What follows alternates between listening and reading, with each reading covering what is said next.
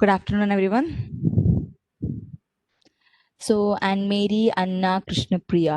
So, others to join Jeannie ഉണ്ട് സെലിൻ വരാനുണ്ട് and an ഉണ്ട്. അവര് ജോയിൻ ചെയ്യുന്നുണ്ടോ ഇന്ന്?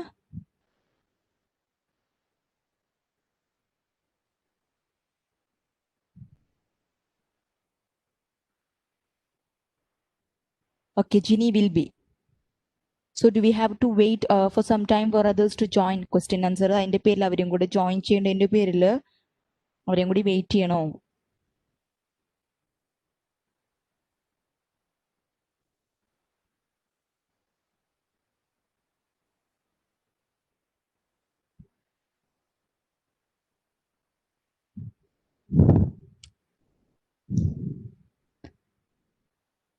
Okay, yeah.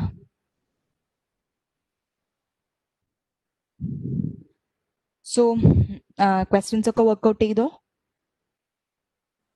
Will Fazin join us today?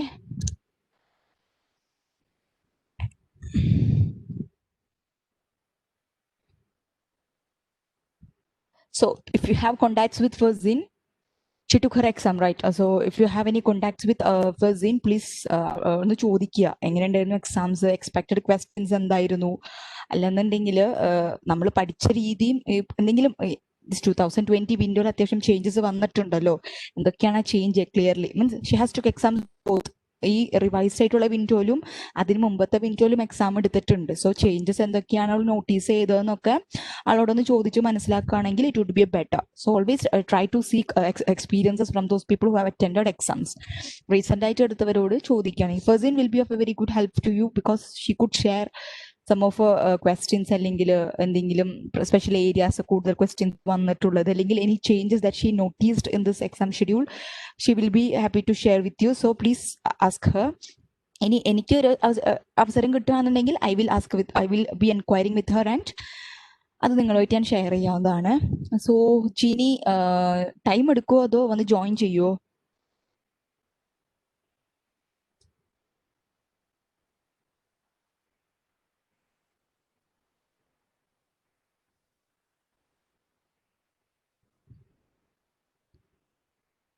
We can start. Okay. So in the last class we were discussing the questions from the accounting for leases. So അത്യാവശ്യം നല്ല questions അതിൻ്റെ ഉള്ളിൽ ഉണ്ടായിരുന്നു, and some questions remains to be discussed. And today as the topic, you know that it's a question practice from the revenue recognition section. Accounting for leases കഴിഞ്ഞതിന് ശേഷം നമ്മുടെ അടുത്ത topic revenue recognition. Before that equity transactions are there. So അതിലത്തെയും കൂടെ questions നമ്മൾ discuss ചെയ്യും. Then we will move on to the next topic. So അത്രയ്ക്ക് ഒരുപാട് questions ഒന്നുമില്ല, കുറച്ച് ക്വസ്റ്റ്യൻസേ ഉള്ളൂ. ബട്ട് ക്വസ്റ്റ്യൻസ് ചെറുതാണെങ്കിലും നമ്മൾ സോർട്ട് ചെയ്യുന്ന എക്സ്പ്ലനേഷൻ അല്ലെങ്കിൽ the explanation must be the right. So അതിൻ്റെയാണ് നമുക്ക് മെയിൻ ആയിട്ട് ടൈം എടുക്കുന്നത്. So let's start with our question practice. I hope you have the documents with you. ഇനി ആരുടെ കയ്യിൽ ഇല്ലാന്നുണ്ടെങ്കിൽ just share. Okay, let me take the documents.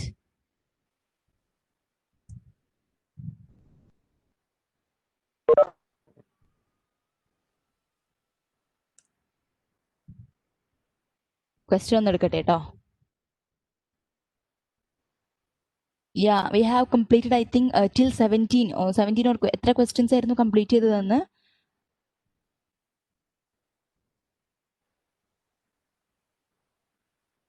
15 questions. So what? Yeah.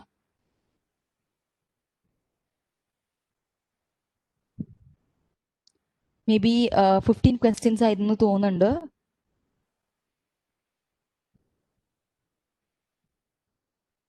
Do you remember എത്ര questions ആയിരുന്നു നമ്മളന്ന് complete ചെയ്തത്? Yeah, Jeannie has joined us. Okay.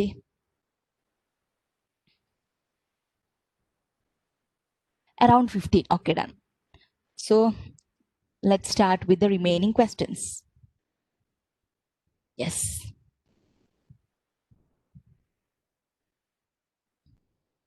Audio clear അല്ലേ? Is audio clear to you? Background disturbance ഒന്നുമില്ലല്ലോ?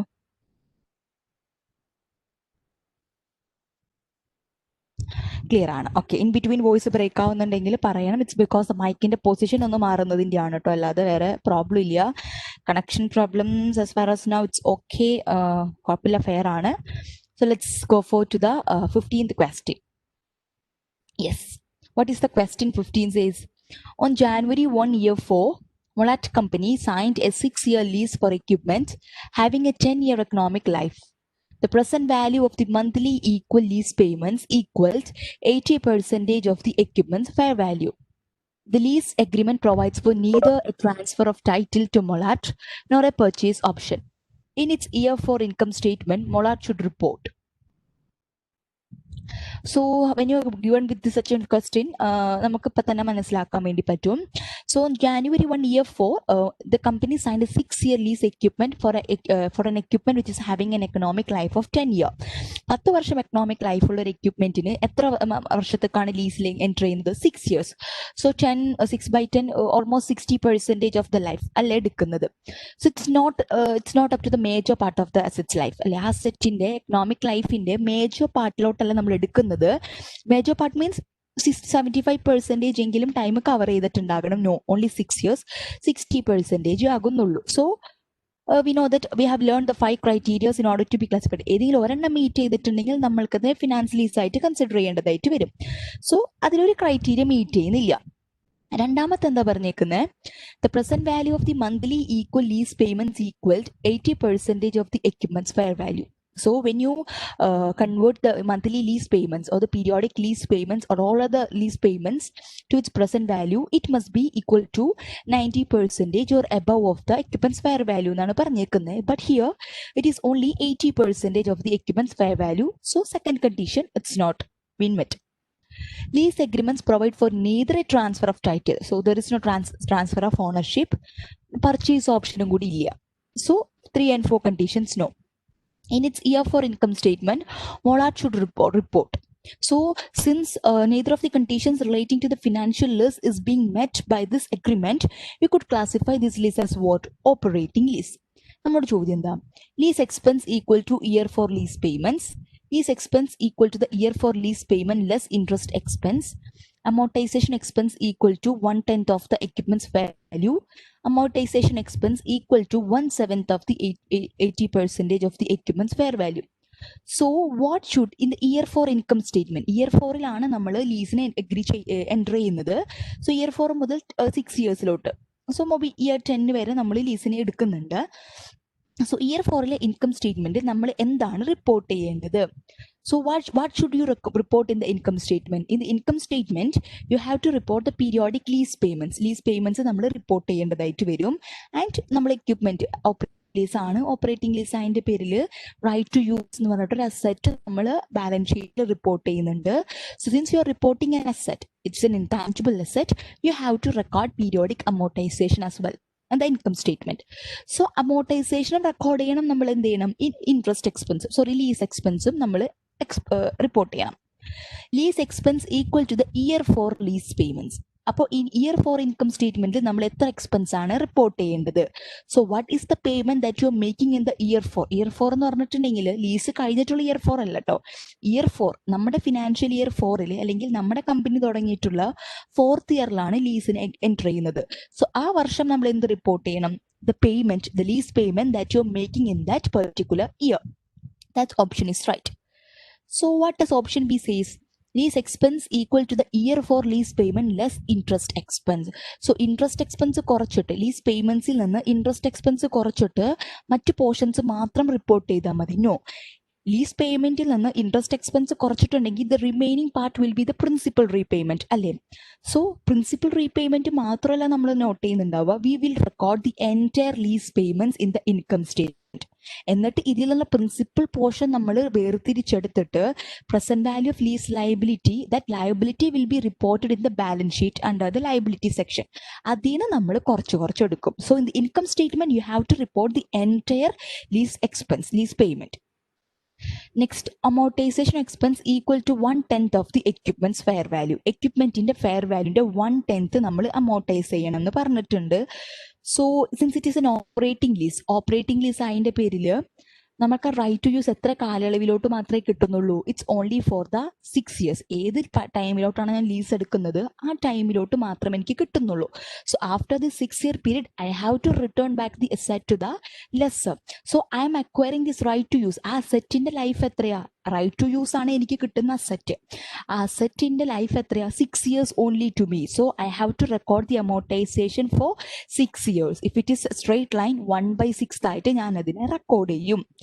So and another വേറൊരു side എന്ന് വെച്ചാൽ if it is a financial lease എന്ന് കരുതുക. ഫിനാൻഷ്യൽ ലീസ് ആണെങ്കിൽ ആ റൈറ്റ് ടു യൂസ് ഞാൻ അമോർട്ടൈസ് ചെയ്യുന്നുണ്ടാവുക എപ്പോഴൊക്കെയായിരിക്കും? ഫോർ 10 years ആയിരിക്കും. Because after 6 years lease period asset എനിക്ക് ട്രാൻസ്ഫർ ചെയ്ത് കിട്ടും എന്നുള്ളതിന്റെ പേരിൽ എനിക്കതിനെ ഫിനാൻഷ്യൽ ലീസ് ആയിട്ട് കൺസിഡർ ചെയ്യാം. സോ അതിന് എനിക്ക് 1/10. If it is a finance lease, this option would have been right. Amortization expense equals to 1/10 of the equipments fair value എന്ന് പറഞ്ഞിട്ട് ആ ഒരു ഓപ്ഷൻ റൈറ്റ് ആയിരിക്കും if it was a finance lease. Since it is an operating lease, we are acquiring the right only for the lease term. So ആ lease ടേമിൽ മാത്രം നമ്മൾ ഇതിനെ അമോർട്ടൈസ് ചെയ്യാം. Next, amortisation expense equal to 1/7 of the 80% of the equipments fair value. എക്യുപ്മെന്റിന്റെ fair value ആ 80%ന്റെ 1/7 ഞാൻ റെക്കോർഡ് ചെയ്യും. 1/7 നോ, ലൈഫ് 6 years ഉള്ളൂ, 10 years ആണ് economic life.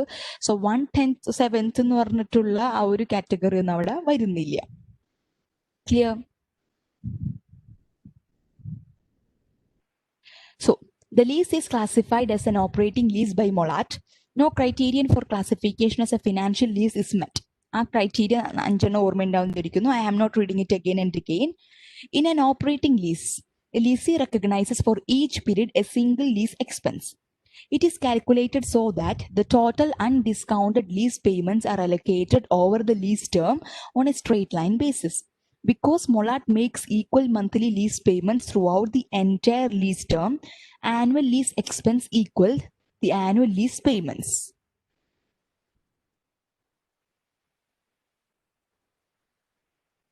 Clear? Lease recognizes each period a single lease expense. A lease expense നമ്മൾ ഓരോ പീരീഡിലും recognise ചെയ്യും in the income statement. We are not separating it into principal or we are not separating it as a what? Principal and interest. അത് full നമ്മൾ income statement recognise ചെയ്യും. Principal portion മാത്രം നമ്മളെ lease ലയബിലിറ്റിന്ന് കുറച്ച് കാണിക്കും. That's it. Clear?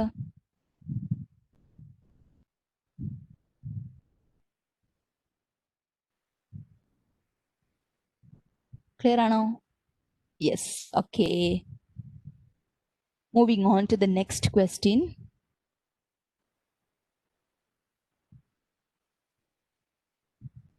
So, okay. Question number 16. Manning Company lessee has the following current lease liabilities at the end of year 7. Year 7 എൻഡിൽ ഇത്രയ്ക്കും current lease liabilities ഉണ്ട്. എന്തൊക്കെയാ? Lease A, lease B, രണ്ട് lease ഉണ്ട്. Lease A was A financial lease, 5 years lease liability 125,000. Lease B operating lease ആണ്, 3 years, lease liability of 65,000. So these are the two types of lease which was entered by Manning Company. Okay. Current lease liabilities ആണ് ഈ കാണിച്ചേക്കുന്നത് കേട്ടോ. So currently lease liability 125,000, currently 65,000, not the entire. ഈ current portion മാത്രം തന്നിട്ടുണ്ട്. How should Manning present the lease liabilities on its balance sheet? Balance ഷീറ്റിൽ എങ്ങനെ present ചെയ്യണം? Okay, the answer is finance and operating lease liabilities must be presented separately from each other and other liabilities on the balance sheet. എങ്ങനെ നമ്മൾ represent ചെയ്യണം? So it's A general question. So നമുക്ക് രണ്ട് lease ഉണ്ട്, lease A and lease B. Lease A was a finance lease and lease B is an operating lease. So operating lease ഉണ്ട്, finance lease ഉണ്ട് എന്ന് പറഞ്ഞിട്ട് entire lease liability എന്ന് പറഞ്ഞിട്ട് sum up ചെയ്തിട്ട് കാണിക്കാൻ വേണ്ടി പറ്റില്ല. ഓപ്പറേറ്റിംഗ് ലീസ് ആണെങ്കിലും ഫിനാൻസ് ലീസ് ആണെങ്കിലും you have to separate and shown separately. ഈ ഓപ്പറേറ്റിംഗ് ലീസിനെ ഫിനാൻസ് ലീസിനെ നമ്മൾ സെപ്പറേറ്റ് ചെയ്തിട്ട് കാണിക്കണം, മറ്റ് ലയബിലിറ്റീസിൽ നിന്നും സെപ്പറേറ്റ് ചെയ്തിട്ട് അതിനെ കാണിക്കണം. Okay, have a look at the explanation. In the balance LSC must not present finance lease right of use assets in the same line item as operating lease right of use assets or finance lease liabilities in the same line item as operating lease liabilities. Moreover, they be presented separately from other assets or liabilities respectively. So, lease liability aikote, lease assets aikote, it must be presented separately. Operating right of use assets and finance lease right of use assets and that must be separated each other and from other assets as well. So lease liability ആണെങ്കിലും operating lease liability and finance lease liability must be separately presented in the balance sheet. So please note down this information. Option എന്താ പറയുന്നത്? Finance and operating lease liabilities may be presented together in the same line item on the balance sheet. No, this must be separated. B എന്താ പറയുന്നത്? Finance and operating lease liabilities may be presented with other liabilities on the നമ്മൾക്ക് മറ്റ് ലയബിലിറ്റീസുമായിട്ട് ചേർന്ന് വെക്കാം. No, ഈ operating ലീസിനും finance ലീസിനും separate, മറ്റ് ലയബിലിറ്റിയിൽ നിന്നും അതിനെ സെപ്പറേറ്റ് ചെയ്യാൻ വേണം. The finance lease liability, not the operating lease liability, must be presented separately from other liabilities. നിന്നും ഫിനാൻസ് ലീസ് ലയബിലിറ്റിന് സെപ്പറേറ്റ് ആയിട്ട് കാണിക്കണം, ഓപ്പറേറ്റിംഗ് ലീസ് ലയബിലിറ്റീസിന് അങ്ങനെ കാണിക്കേണ്ട ആവശ്യമില്ല എന്ന്. So finance and operating lease liability അതിനെ പരസ്പരം സെപ്പറേറ്റ് ചെയ്യാൻ വേണം, മറ്റ് ലയബിലിറ്റീസിൽ നിന്നും സെപ്പറേറ്റ് ചെയ്ത് കാണിക്കാൻ വേണം. ക്ലിയർ? ഇറ്റ്സ് എ മെയിൻ നമ്മൾ എങ്ങനെ പ്രസന്റ് ചെയ്യണം എന്നുള്ളതിനുമായിട്ട് റിലേറ്റ് ചെയ്തിട്ടുള്ള കാര്യമാണ്. Yes,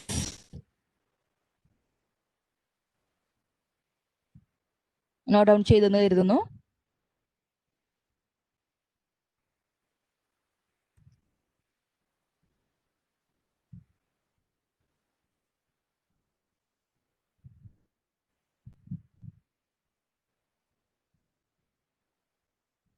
Just not like this. Finance lease right of use assets, finance lease assets and liabilities relating to finance lease and operating lease must be reported as a separate line item in the balance sheet, as well as it must be presented separately from other assets or liabilities. അങ്ങനെ ഒരു general ആയിട്ട് ഒരു statement നിങ്ങളൊന്ന് not ചെയ്താൽ മതി.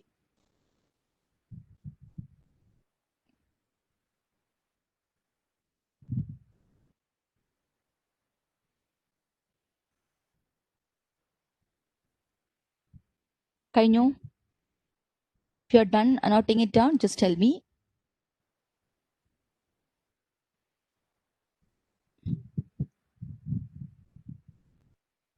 Okay, done. Okay, so moving on to the next question.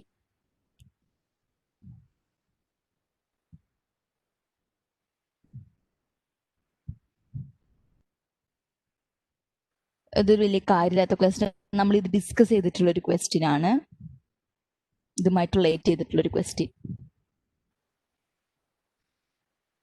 Let's go for question number 80. എന്താ പറയുന്നേ?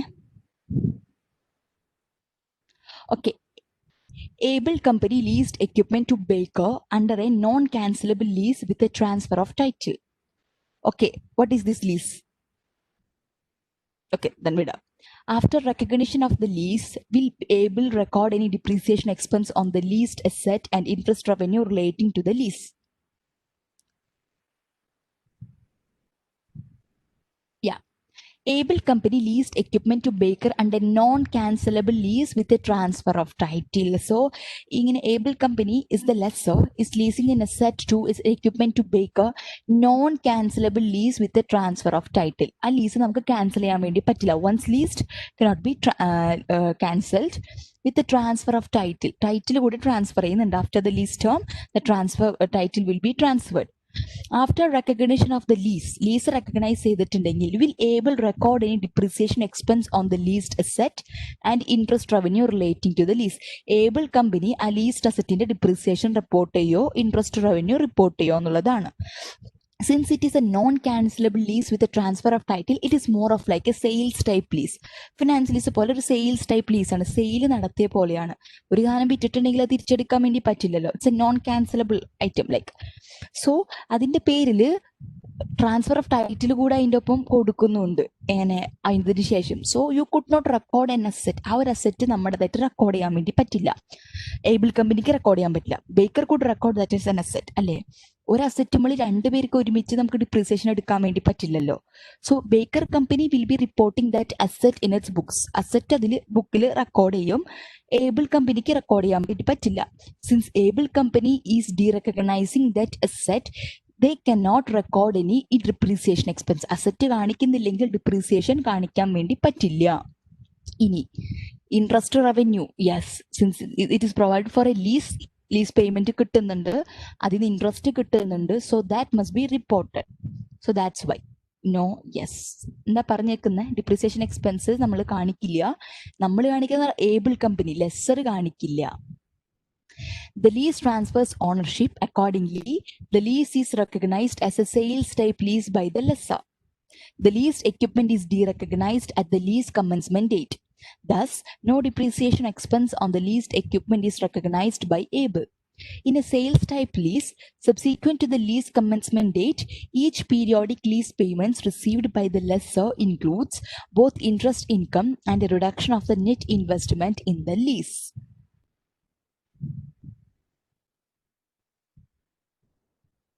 So in a sales type lease, no depreciation on the lease equipment will be recognized by the lessor. That's one of the point that you have to note. In a sales type lease, the depreciation expense relating to the leased asset will not be recorded by the lessor. Note down ചെയ്തോളതൊന്ന്. Clear ആണോ ഒരു question?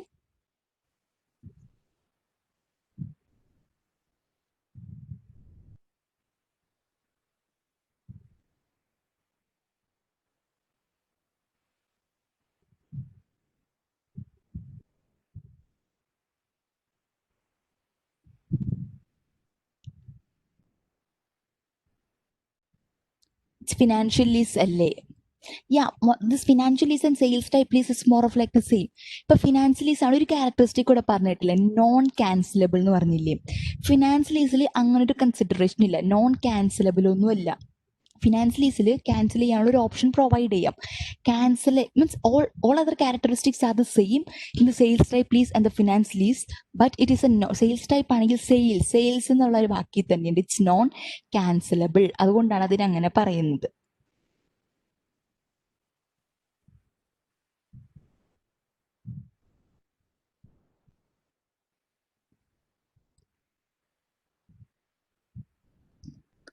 That's the main difference between a sales type lease and finance lease. Almost all the correct characteristics are the same, but one difference is that sales type leases are non-cancelable. Finance leases cancelable, non-cancelable അങ്ങനെ ഉണ്ടാകാം. It may or may not be the ഒരു minute ആയിട്ടൊരു difference ആണത്.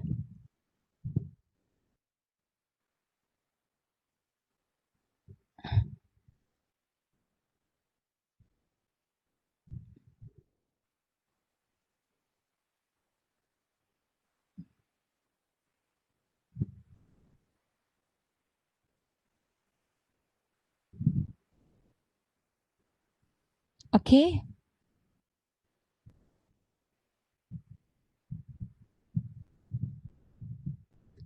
Yes. So this question കുറച്ച് vast ആയിട്ടൊരു question ആണ്. എല്ലാവരും എക്സ്പെക്റ്റും consider ചെയ്യുന്നൊരു question. So let's read it out. Question number 19. On the first day of its fiscal year, Lessor Incorporated leased certain property at an annual rental of $100,000 receivable at the beginning of each year for 10 years. The first payment was received immediately. The leased property is new, had cost of $650,000 and has an estimated useful life of 13 years with no salvage value. The rate implicit in the lease is 8%. The present value of an annuity of $1 payable at the beginning of the period at 8% for 10 years is 7.247. Lessor had no other cost associated with this lease. Lessor should have accounted for this lease as a sales type lease, but mistakenly treated the lease as an operating lease. Lessor depreciates all of its properties using the straight line depreciation method. Ignoring tax effects, what was the effect on net earnings during the first year of treating this lease as an operating lease rather than a sale? So that is the question. എന്താ പറഞ്ഞിരിക്കുന്നത്? Lesser Incorporated, that's a company, ഒരു certain property lease ചെയ്തു. What is the lease rental? 100,000. 100,000 ആണ് annual lease rentals and it is receivable at the beginning of each year. എല്ലാ വർഷത്തിൻ്റെയും തുടക്കത്തിൽ receive ആകുന്നു and the lease is for 10 years. So lease term is 10 years, lease rental is 100,000 and it is receivable at the beginning of each year. And if the amount is receivable or payment is to be made at the beginning of every period, it is considered as an annuity due. Annuity due ആയിട്ട് നമ്മൾ എടുക്കേണ്ടത്. Okay. First payment was received immediately. അപ്പം തന്നെ കിട്ടുന്നുണ്ട്. The leased property is new, had cost 650,000 and estimated useful life of 13 years with no salvage value. So 10 years lotana lease in edukkunnathu. The equipment is having a life of 13 years and cost of 650,000. Implicit rate in this lease is 8%. So lease payments in a value discount that rate is 8%. And 8% 10 years is the present value of annuity at the beginning of the period 7.247 തന്നിട്ടുണ്ട്. Lesser had no other cost associated with this. മറ്റു കോസ്റ്റുകളൊന്നുമില്ല. ഇതിനെ sales type lease ആയിട്ടാണ് consider ചെയ്യേണ്ടത്. പക്ഷേ operating lease ആയിട്ടാണ് നമ്മൾ consider ചെയ്തേക്കണം. So difference is that. So they had made a mistake. They should have accounted it for as a sales type lease. But എന്തായിട്ട് consider ചെയ്തേക്കുന്നത്? ഓപ്പറേറ്റിംഗ് ലീസ് ആയിട്ടാണ് consider ചെയ്തേക്കുന്നത്. Lesser depreciates all of its properties using the straight line depreciation method. Straight line depreciation മെത്തേഡാണ് use ചെയ്യുന്നുണ്ടാവുക. Net ഏർണിങ്സിൽ ഈ ലീസിനെ sales lease ആയിട്ട് consider ചെയ്യാതെ operating lease ആയിട്ട് consider ചെയ്തപ്പോൾ what was the effect on the net earnings in the first year എന്നാണ് ചോദ്യം ചോദിച്ചേക്കുന്നത്.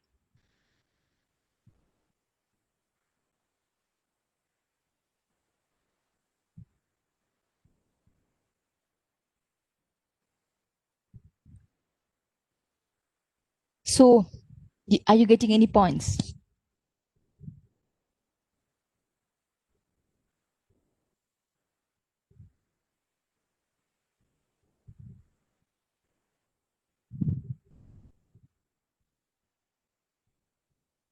First of all let's account for the lease liability. എത്ര lease liability നമ്മൾക്ക് വരുന്നുണ്ടെന്ന് നോക്കാം. Lease liability, total lease liability. കാരണം interest മറ്റ് കാര്യങ്ങളൊക്കെ നമ്മൾ നോക്കുന്നത് അതിനെ കൂടെ കൺസിഡർ ചെയ്തിട്ടല്ലേ. So we have to check for what. Sorry, ഇതൊന്ന് ചെറുതാക്കട്ടെ കേട്ടോ.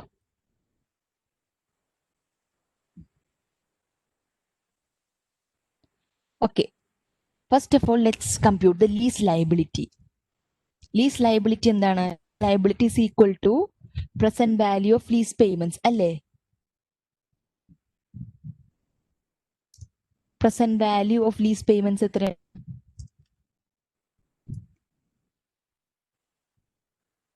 Let's look at. So the lease payment that you have receiving or the lease rent is 100,000. It must be converted into its present value. അപ്പോൾ ഇവിടെ നമ്മൾക്ക് present value തന്നിട്ടുണ്ട് എത്രയാണ്? 7.247. So ഒന്നില്ലെങ്കിൽ I have told you the two methods. Since it is a present value of annuity due ആയതിന്റെ പേരിൽ this lease payment into present value of that annuity, ordinary annuity, അതിൽ നിന്ന് minus initial payment കുറയ്ക്കാം. അല്ലാന്നുണ്ടെങ്കിൽ ആ present value of annuity ഇല്ലേ 7.247, അതിൽ നിന്ന് നമ്മൾ 1 കുറച്ചിട്ട് 6.247 ആയിട്ട് റെക്കോർഡ് ചെയ്യുക. So what would be the 624,700? That is our lease liability. അല്ലേ? Yes, this is our lease liability at the beginning. ഇതിലാണ് നമ്മൾ ഇൻട്രസ്റ്റ് കൊടുക്കുന്നുണ്ടാവുക അല്ലെ? ഇപ്പോഴാണ് നമ്മൾ ഇഫക്റ്റീവ് റേറ്റ് വെച്ച് ഇൻട്രസ്റ്റ് കാൽക്കുലേറ്റ് ചെയ്യുന്നുണ്ടാവുക. So what would be the interest expense in the first year? Interest expense എത്രയായിരിക്കും ഉണ്ടാവുക? Interest expense would be 624,700, our carrying value, beginning carrying value, into what is the implicit rate? 8%. So what would be the amount? 624,700 into 8%. What would be the amount? It is $499,976. That is the interest expense that you should report.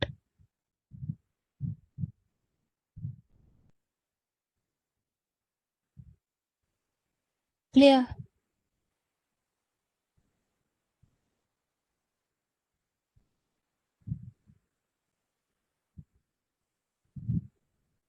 Clear ആയോ?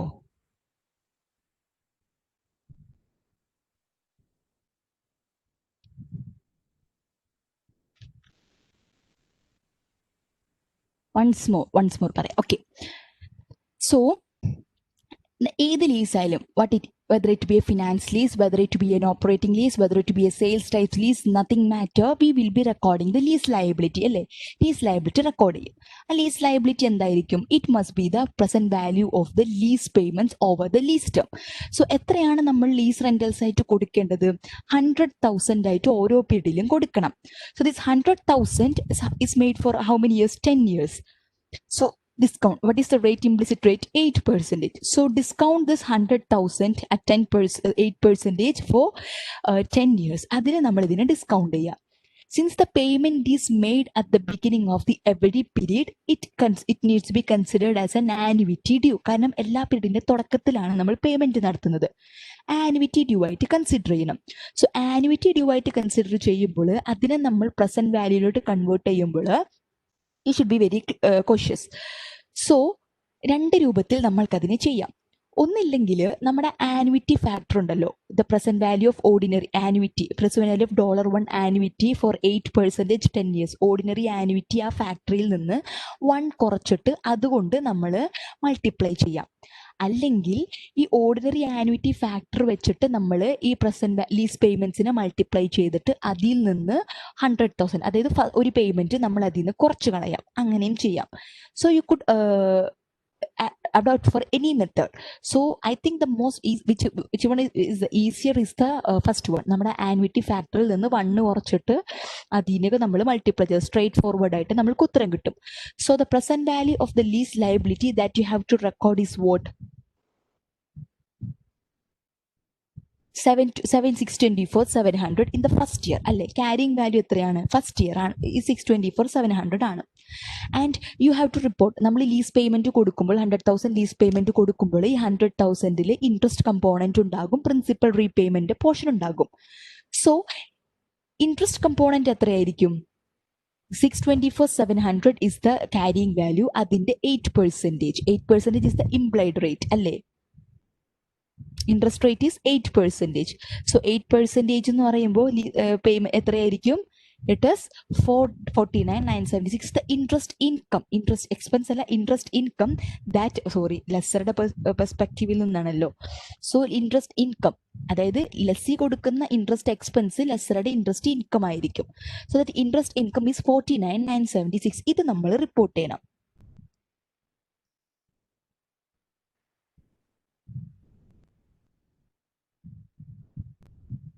അല്ലേ? ഇനി next, insist sales type lease. Sales type lease ആയതിന്റെ പേരിൽ നമ്മൾ sale നടത്തുമ്പോൾ നമുക്ക് എന്താണ്? There may be a gain or loss, profit അല്ലെങ്കിൽ ലോസ് ആയിട്ട് അവിടെ ഉണ്ടാകും. അതും നമ്മൾ അവിടെ റെക്കഗ്നൈസ് ചെയ്യണം. So what is the net investment in the lease? അടുത്ത കേസ് ഒരു വേറൊരു പെർസ്പെക്റ്റീവ് എന്നൊരു പ്രോബ്ലം ആട്ടോ. അതിൻ്റെയാണ് net investment in lease. Net investment in lease നമ്മൾക്ക് എത്രയാണ് കിട്ടുന്നത്? 100,000 you are receiving, 7.247, actually 72,700 is the net investment in lease അല്ലേ? അതിൽ 100,000 അപ്പം തന്നെ റിസീവ് ചെയ്യുന്നു. Okay, so at the time of sale what is the net investment in lease? 100,000 into 7.247, 724, 700. ഇത്രയാണ് നമ്മുടെ ഇൻവെസ്റ്റ്മെന്റ്. എത്രയാണ് നമ്മൾ ഓക്കെ എത്രയാണ് നമ്മൾ വിറ്റത്? What is the carrying value of this asset? the carrying value of this asset is 650,000. So 650,000 carrying value ഒരു asset ഞാൻ ലീസിന് കൊടുക്കുമ്പോൾ എൻ്റെ ടോട്ടൽ ഇൻവെസ്റ്റ്മെന്റ് അല്ലെങ്കിൽ ഞാൻ അതിൽ നിന്ന് മൊത്തമായിട്ട് റിസീവ് ചെയ്യാനുള്ളത് 724 700 ആണ് over the period of this lease. So 724 700 ആണ് എനിക്ക് കിട്ടാനുള്ളത്. The carrying value of the asset 650,000. So I am having a profit ആണ് ഉള്ളത്. എത്രയാണ് എൻ്റെ profit? 724. Let take it as a sales value.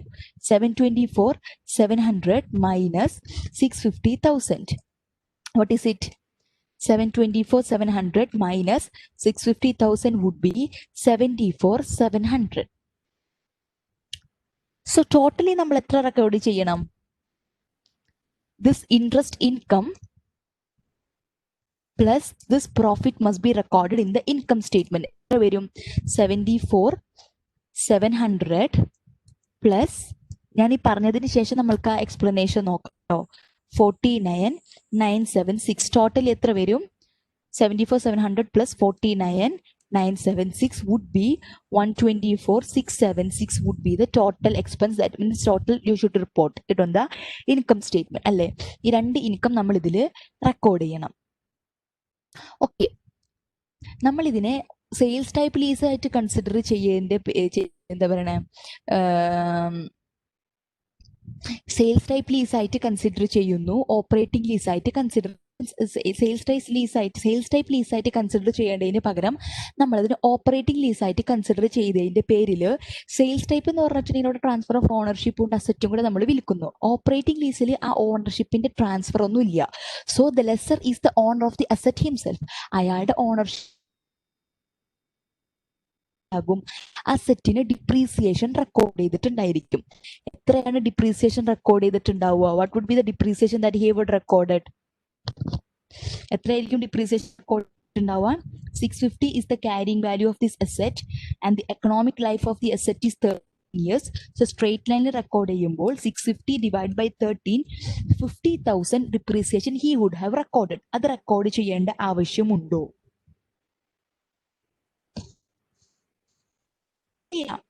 So അത് റെക്കോർഡ് ചെയ്തിട്ടില്ല. സോ ആക്ച്വലി ഇയാളുടെ ഇൻകം ഇയാൾ ഇവിടെ റെക്കോർഡ് ചെയ്തിട്ടുണ്ടാവും 124,676 എന്ന് പറഞ്ഞിട്ട് ഇൻകം റെക്കോർഡ് ചെയ്തിട്ടുണ്ട്. ഒരു എക്സ്പെൻസും കഴിഞ്ഞിട്ട് എത്ര റെക്കോർഡ് ചെയ്തിട്ടുണ്ട്? -124,676 റെക്കോർഡ് ചെയ്തിട്ട് ഒരു 74,676 ആണ് ഈ ലീസിൽ നിന്നുള്ള നെറ്റ് എഫക്റ്റ് നടത്തുമ്പോൾ നമ്മൾക്ക് കിട്ടിക്കുന്ന income. But this is the understated amount. അയാൾക്ക് മൊത്തം ഈ 124,676 ഇൻകം ആയിട്ട് റെക്കഗ്നൈസ് ചെയ്യാമായിരുന്നു if he would have considered it as an sales type lease.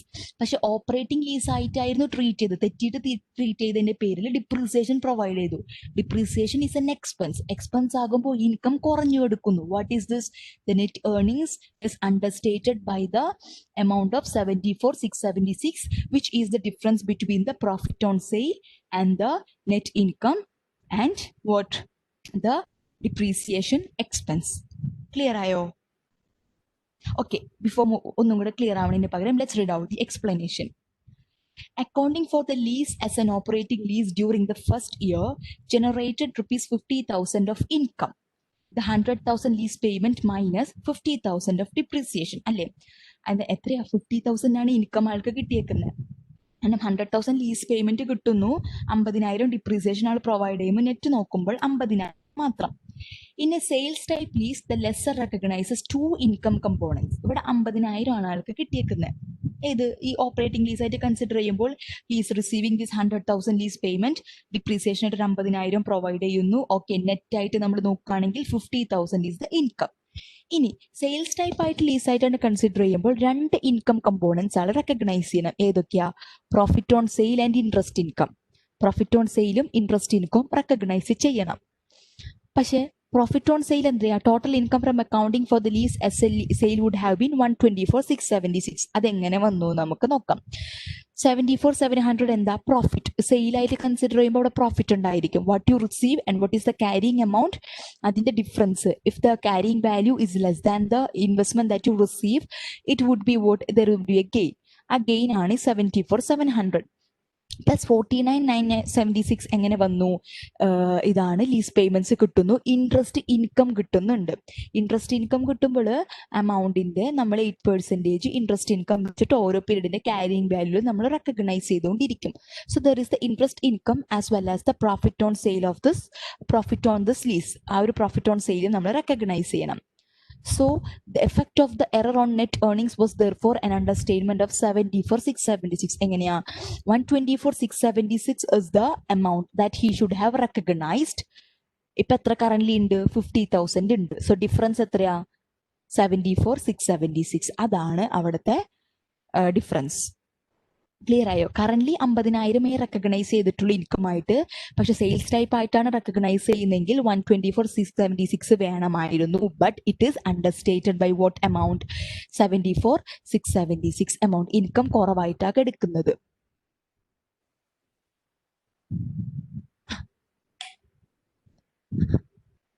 Clear?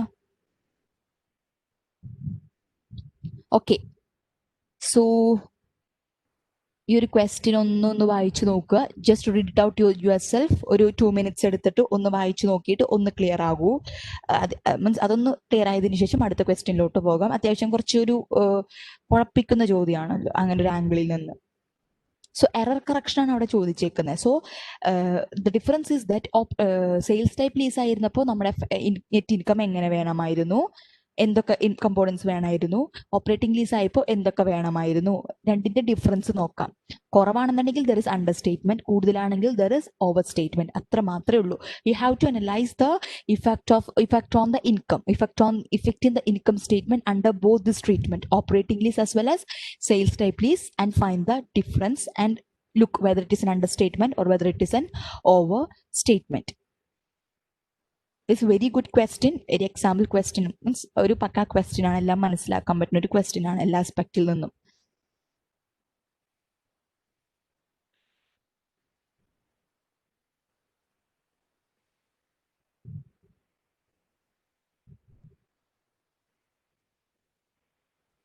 Okay, just read it out the question by yourself. Just have a look at the explanation, answer ഒന്ന് നോക്കുക and understand it and tell me if you are confident. I will move on to the next question.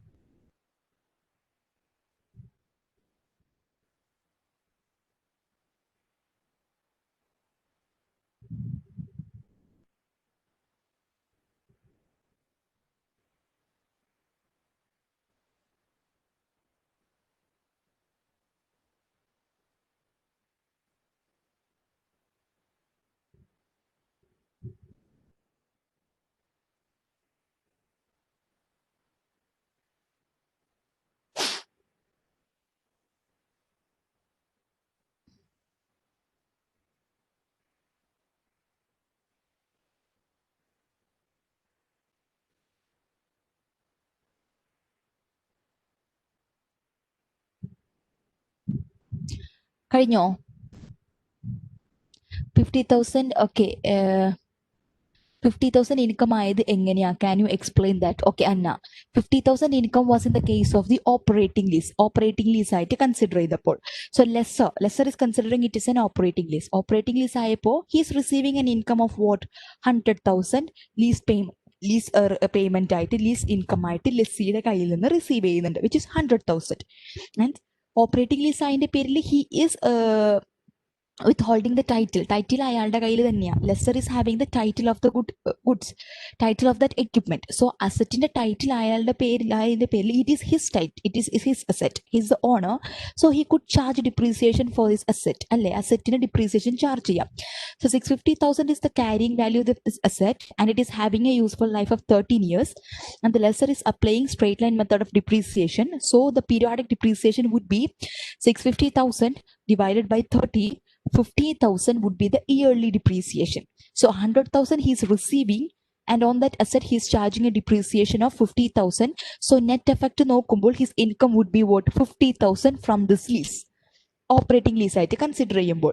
ഇനി sales type lease ആയിട്ട് consider ചെയ്യുകയാണെങ്കിൽ we could not record the depreciation. Remember the previous question, we could not recognise the depreciation. So അതിനയാൾക്ക് എന്തൊക്കെ recognise ചെയ്യാം? He could recognise the interest income and the profit on sale. Interest income ആയിട്ട് എത്ര recognise ചെയ്യും? Carrying value, എത്രയാണോ carrying value ആയിട്ടുള്ളത് അതിന്റെ 8%, implicit rate is 8%, അതിന് ഇൻട്രസ്റ്റ് ഇൻകം റെക്കഗ്നൈസ് ചെയ്യാം. സോ ക്യാരിങ് വാല്യൂ എങ്ങനെ കമ്പ്യൂട്ട് ചെയ്യാമെന്ന് മനസ്സിലായല്ലോ. Okay, so carrying net investment 700 ഉണ്ട്. ബട്ട് തുടക്കത്തിൽ തന്നെ 100,000 പേയ്മെന്റ് നടത്തിയിട്ടുണ്ട്. So we consider it as an annuity due and we found out that the lease balance was പീരീഡിലോട്ട് മൊത്തം ഔട്ട്സ്റ്റാൻഡിംഗ് ആയിരിക്കുന്നു. Interest rate 8%. So carrying value into 8%, you will get the interest income one amount. അത് നമ്മൾ recognise ചെയ്യും income ആയിട്ട്. ഇനി net investment profit consider ചെയ്യണം. So he's receiving 700 over the level. എത്ര ക്യാരിങ് വാല്യൂ ഉള്ള അസറ്റ് ട്രാൻസ്ഫർ ചെയ്തേക്കുന്നത്? 650,000. So he's having A profit. എത്ര profit? 700 minus 650,000. 700 is the profit. So profit is an income, interest income. Add it up together, you are having 124,676. Sales type lease ആകുമ്പോൾ depreciation record ചെയ്യുമ്പോൾ depreciation expense ഉണ്ടായില്ല. You are having income only. What is the total income? 124,676 in sales type lease. But operating lease ആയിട്ട് consider ചെയ്തപ്പോൾ നമ്മൾ എത്ര income കാണിച്ചുള്ളൂ? 50,000. So when you treat it as an operating lease, your income is understated. It should have been 124,676 if it was treated as a sales type lease, but you erred and you treated it as an operating lease. By that reason, your income was only what? 50,000. So there is an understatement by what amount? 74,676, which is computed by subtracting 50,000 from 124,676. Clear? Okay. I hope it's clear for everybody. And so can we move to the next question?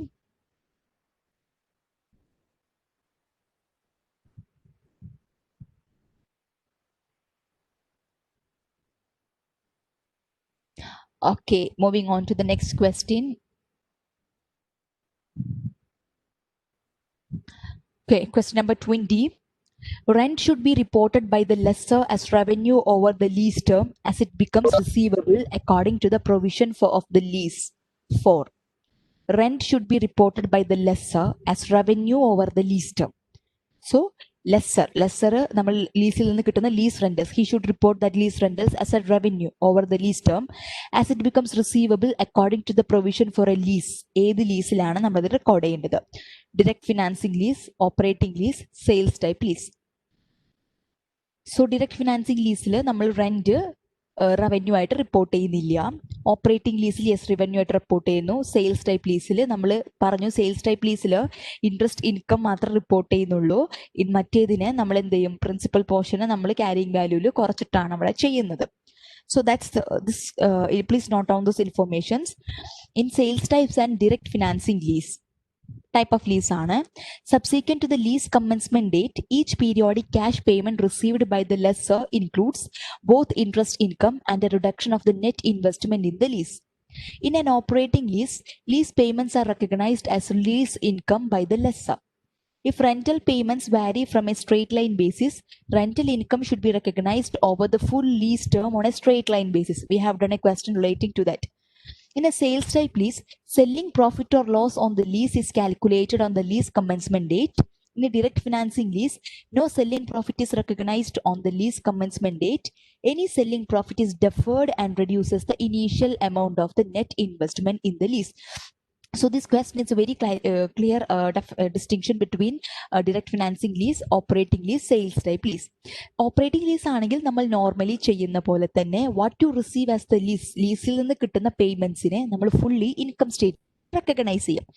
Direct financing ലീസിലും sales type ലീസിലും full rent നമ്മൾ lease revenue ആയിട്ട് recognise ചെയ്യില്ല. Interest income മാത്രം recognise ചെയ്യും. Remaining നമ്മുടെ net ഇൻവെസ്റ്റ്മെന്റിൽ നിന്ന് കുറയ്ക്കുകയാണ് ചെയ്യുന്നത്. So that's the main distinction between direct financing lease, sales type lease and operating lease. So direct financing ലീസിൽ റെന്റ് നമ്മൾ റവന്യൂ ആയിട്ട് റെക്കഗ്നൈസ് ചെയ്യില്ല. ഓപ്പറേറ്റിംഗ് ലീസിൽ റെക്കഗ്നൈസ് ചെയ്യും. സെയിൽസ് ടൈപ്പ് ലീസിൽ റെക്കഗ്നൈസ് ചെയ്യില്ല. Please note down that point.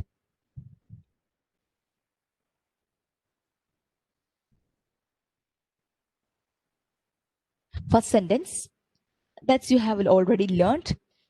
Okay.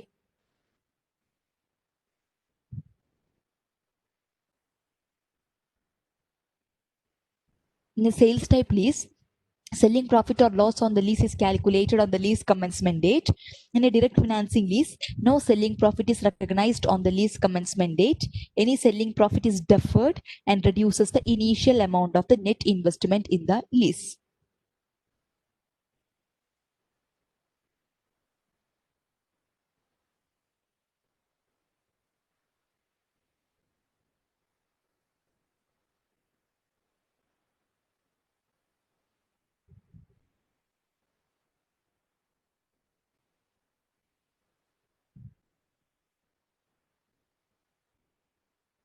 Note down ചെയ്തോ?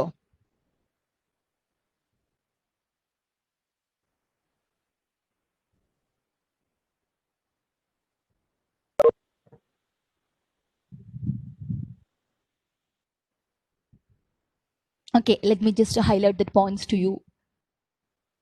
ഈ ഒരു സെന്റൻസ് ഇട്ടാ നിങ്ങൾ എന്തായാലും നോട്ട് ഡൗൺ ചെയ്യുക, അല്ലെങ്കിൽ ഒന്ന് മാർക്ക് ചെയ്യുക. If you having the PDF with you, just mark it down. PDF ഒന്ന് അതിനെ മാർക്ക് ഡൗൺ ചെയ്യുക, അത്രമാത്രം.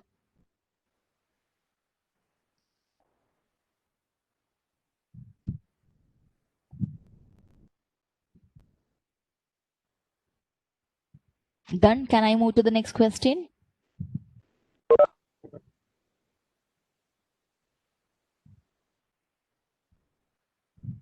Shall I proceed?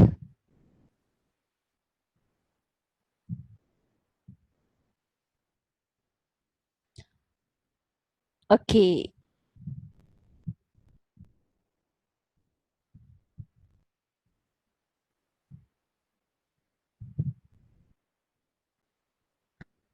So this question,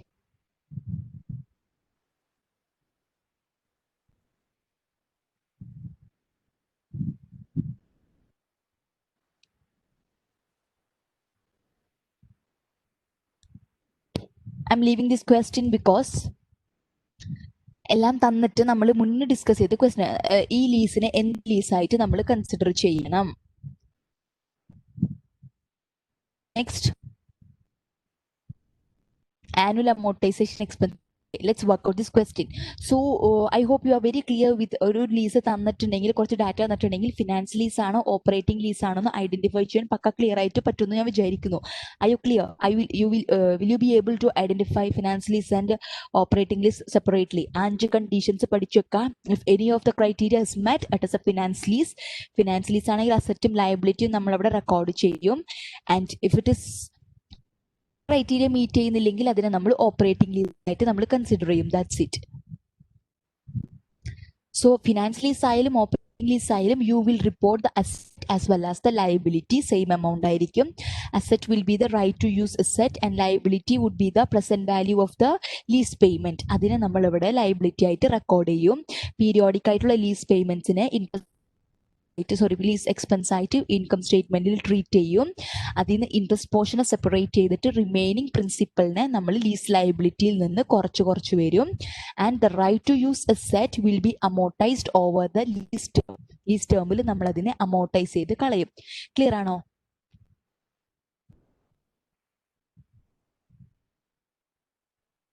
yeah, let's work it out. The next question, similar ആയിട്ടുള്ള questions നമ്മൾ ഈ വീണ്ടും നോക്കുന്നതിന് പകരം let's work out the next question. So next question is, Neary company had entered into a contract to lease computers from Baldwin company starting on January 1 year 1. Relevant information pertaining to the lease is lease term 4 years, useful life of the computers 5 years, present value of the future lease payments 100,000, fair value of the leased asset on the date of lease 105,000, Baldwin's implicit rate 10%. At the end of lease term, non to Neary, okay. At the end of the lease term, ownership of the asset transfers from Baldwin to Neary. Neary has properly classified this lease as a capital lease on its financial statement and uses straight line depreciation on comparable assets. So specifically പറഞ്ഞിട്ടുണ്ട് it is a capital lease ആയിട്ട് consider ചെയ്തു, which means that finance lease ആയിട്ട് consider ചെയ്തു എന്ന് പറയുന്നുണ്ട്. Transfer of ownership അവിടെ ഉണ്ട്. So ഒരു ക്രൈറ്റീരിയ മീറ്റ് ചെയ്തിട്ടുണ്ട്. Let's classify it as what? Finance lease. And uses straight line depreciation on comparable assets. ഏതാ ഡിപ്രീസിയേഷൻ യൂസ് ചെയ്യുന്നത്? Straight line depreciation ആണ് യൂസ് ചെയ്യുന്നത്. So what is the question? What is the annual amortization expense that Neary will record on the leased computers?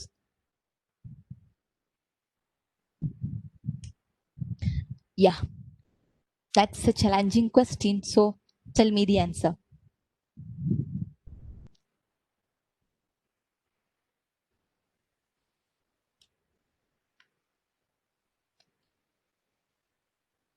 Okay, can you provide me the answer? What would be the amortization expense? എന്തിനെ amortize ചെയ്യുന്നുണ്ടാവുക? The right of use asset അല്ലേ? Right of use asset എന്ന് പറഞ്ഞിട്ട് finance lease right of use asset എന്ന് പറഞ്ഞിട്ട് ഒരു asset നമ്മൾ balance ഷീറ്റിൽ record ചെയ്തിട്ടുണ്ടായിരിക്കണം. That must be amortised. എത്ര രൂപയായിരിക്കും നമ്മൾ പീരിയോഡിക്കലി അമോർട്ടൈസ് ചെയ്യും?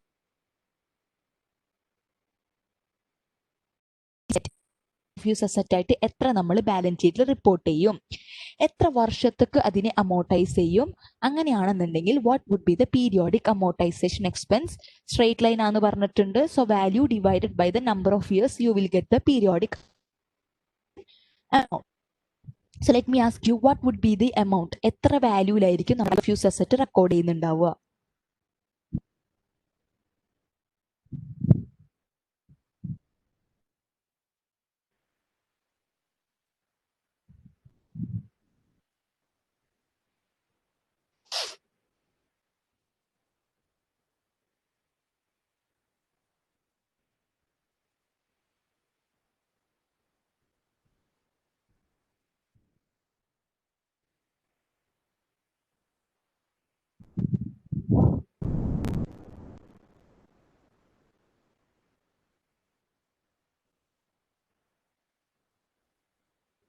Hello, why are you not responding? What would be the value of the asset to record on the balance? എത്രയായിരിക്കും റൈറ്റ് ഓഫ് യൂസ് അസെറ്റ് ആയിട്ട് നമ്മൾ record ചെയ്യുന്നുണ്ടാവുക? I'm not getting any responses from your part. Are you listening to me or not?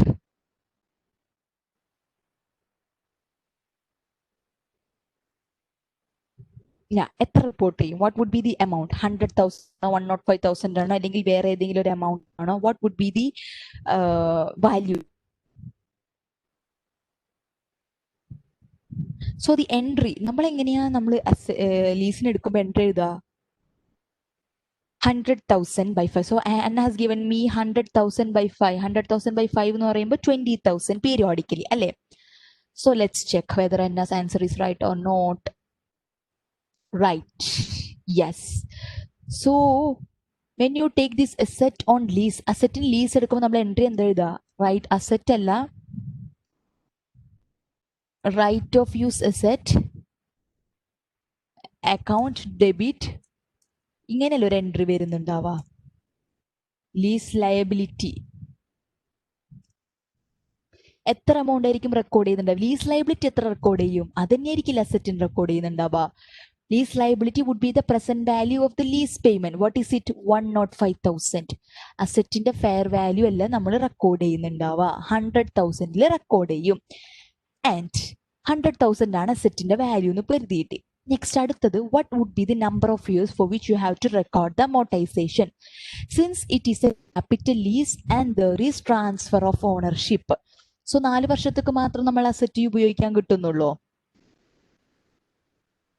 Lease term 4 വർഷമാണ്. But നമുക്ക് 4 വർഷത്തേക്ക് മാത്രമേ കിട്ടുന്നുള്ളൂ. അല്ല, 4 വർഷം lease കഴിഞ്ഞിട്ട് പിന്നെ നമ്മൾക്ക് ഓണർഷിപ്പ് കൂടി ട്രാൻസ്ഫർ ചെയ്യുമ്പോൾ actually I could use this asset four what, for it entire life. 5 വർഷത്തേക്ക് ആ അസറ്റ് എനിക്ക് യൂസ് ചെയ്യാൻ വേണ്ടി പറ്റുന്നുണ്ട്. സോ എനിക്ക് 5 വർഷത്തേക്ക് യൂസ് ചെയ്യാമെങ്കിൽ what would be the useful life for me as well? 5 years itself. So what would be the amortization under the straight line method? It is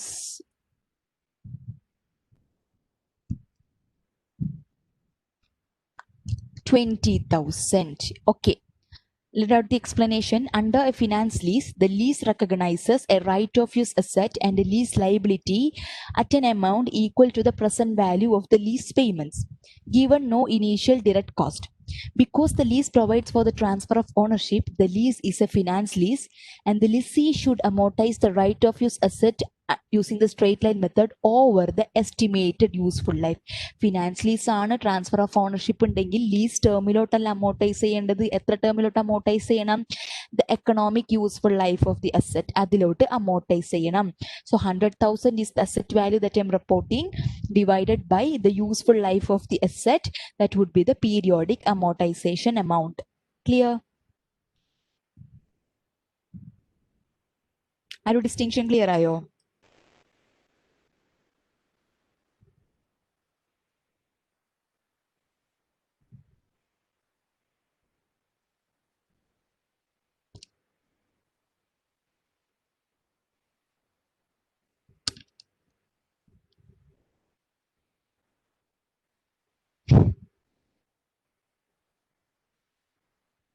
Is it clear?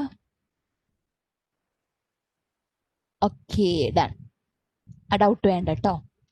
ഇത് suppose ഇത് operating lease ആണെന്നുണ്ടെങ്കിൽ എത്ര വർഷത്തേക്ക് നമ്മൾ record ചെയ്യും? Suppose it is an operating lease, നമ്മുടെ amortisation straight line ആണെങ്കിൽ 25,000 ആയിരിക്കും.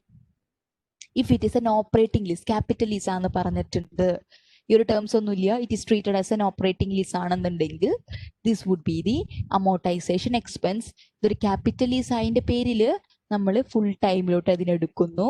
സോ 20,000. ക്ലിയർ? കണ്ട, 25,000 നമ്മൾക്ക് തന്നിട്ടുണ്ട്. സോ കൺഫ്യൂസിംഗ് ആയിട്ടുള്ള ഇൻഫർമേഷൻ എന്തായാലും തന്നിട്ടുണ്ട്. So never get confuse. Please be very particular that if it is a finance lease and transfer of ownership, use the estimated life, economic life under as for computing amortization. If it is an operating lease, take the lease term.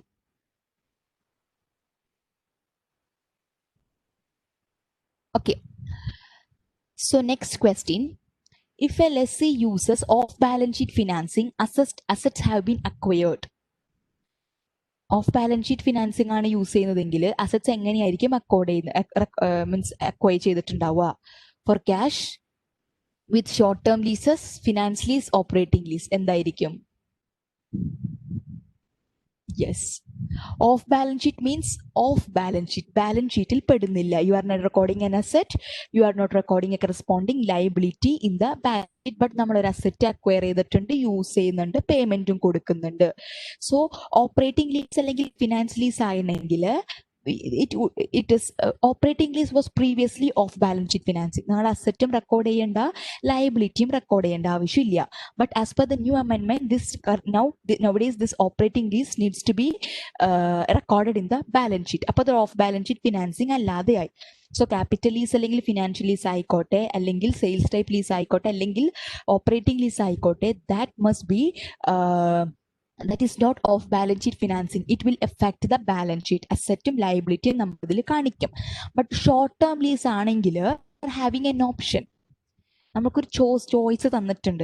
Short term lease means 12 months or less, അതിൽ നിന്ന് ഒരു വർഷത്തിൽ താഴെ അല്ലെങ്കിൽ ഒരു വർഷം, maximum 1 yearലോട്ട് 12 monthsലോട്ട് നമ്മൾ എടുക്കുന്നതാണ് ഈ ഓപ്പറേറ്റിംഗ് ലീസ് എന്ന് ഷോർട്ട് ടേം ലീസ് എന്ന് പറഞ്ഞിട്ടുണ്ടെങ്കിൽ. If it is a short term lease, you are having the option either to record as an asset or liability or choose not to record an asset or liability. നമ്മൾക്ക് വിചാരിക്കാം ലയബിലിറ്റിയും അസറ്റും record ചെയ്യണോ അല്ലെങ്കിൽ record ചെയ്യണ്ടേ എന്നുള്ളത് നമ്മൾക്ക് തീരുമാനിക്കാം. So of balance sheet finance ആണെങ്കിൽ ക്യാഷിന് acquire ചെയ്തിട്ടുണ്ടെങ്കിൽ ക്യാഷ് പോയിട്ടുണ്ട്, അസറ്റ് നമ്മൾ അക്വയർ ചെയ്തിട്ടുണ്ട്, എന്തായാലും കാണിച്ചേ പറ്റൂ. ഷോർട്ട് ടേം ലീസ് ആണെങ്കിൽ നമ്മൾക്ക് അതിന് കമ്പൽഷൻ ഒന്നുമില്ല. It is our option. A short-term lease has a term of 12 or fewer months and does not include a purchase option reasonably expected to be exercised. For this type of lease, the lessee may elect not to recognize the right of use asset and lease liability. Elect not to. അയാൾക്ക് തീരുമാനിക്കാം, തിരഞ്ഞെടുക്കാം, whether to recognize the right of use asset and lease liability. ചെയ്യുകയാണെങ്കിൽ ചെയ്തോ, ചെയ്യണ്ടെങ്കിൽ ചെയ്യണ്ട. Okay, with finance lease ആണെങ്കിൽ എന്തായാലും report ചെയ്യണം. Line of credit എന്ന് പറയുമ്പോൾ ഒരു ബാങ്കിൽ നിന്ന് ഒരു ലോൺ എടുത്തിട്ട് അതിൽ നിന്ന് പർച്ചേസ് ചെയ്യുന്നതാണെങ്കിൽ ഓഫ് കോഴ്സ് ബാങ്ക് ലോൺ ആണെങ്കിൽ ഡോക്യുമെന്റിലാണ്. So you have to report it. No doubt at all.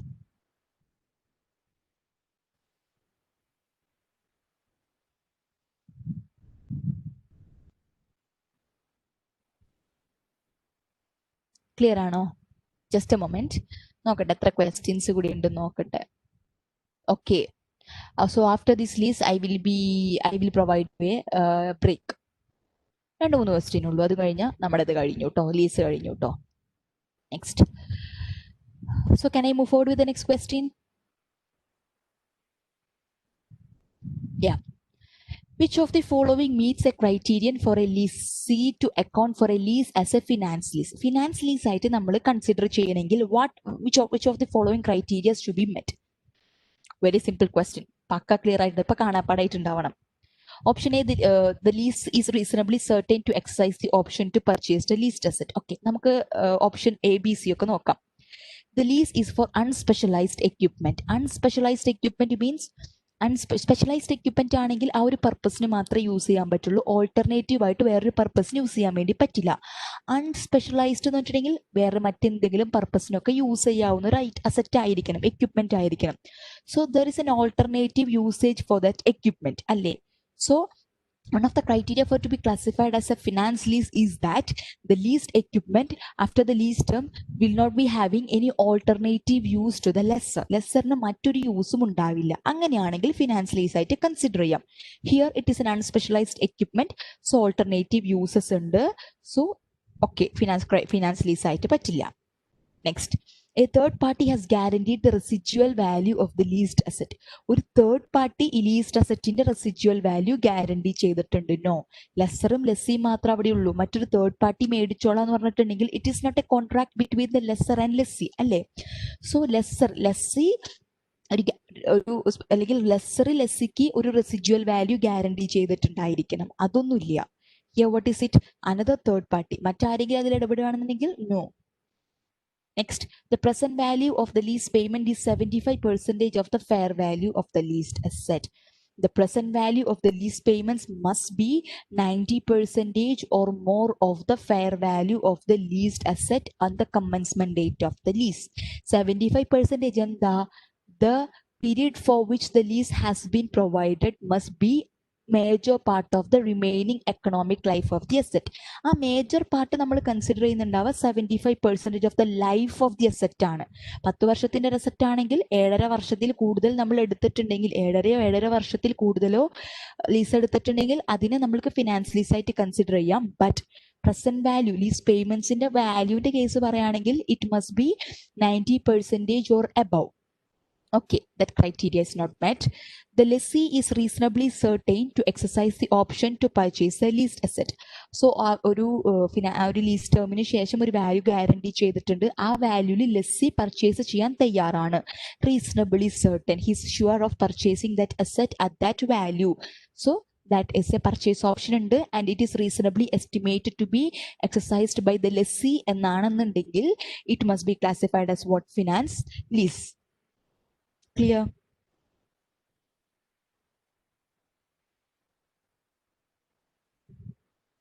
Yes. Moving on to the next question.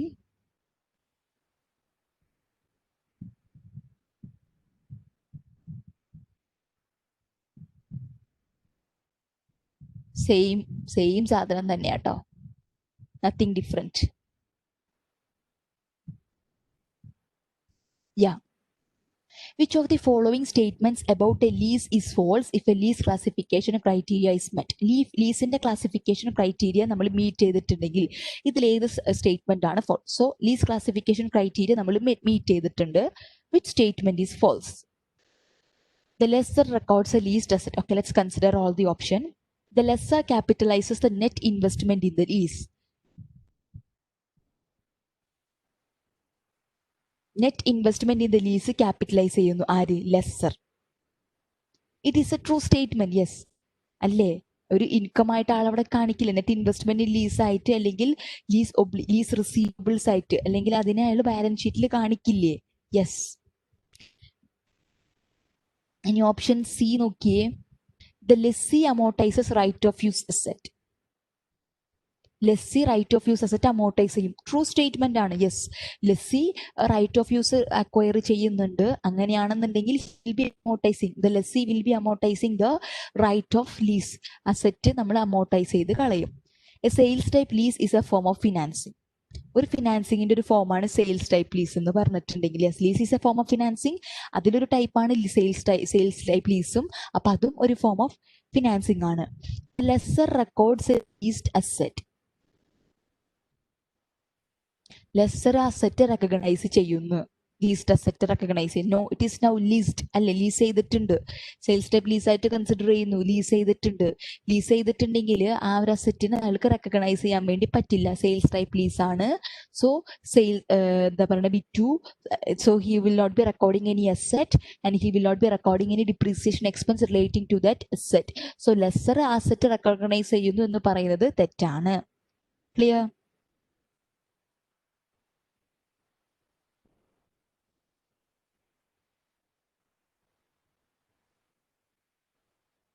Okay.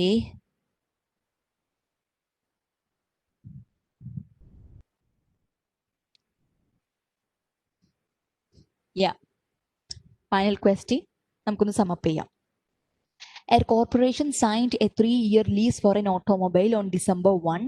The automobile had a list price of 17,000 and an estimated useful life of 8 years.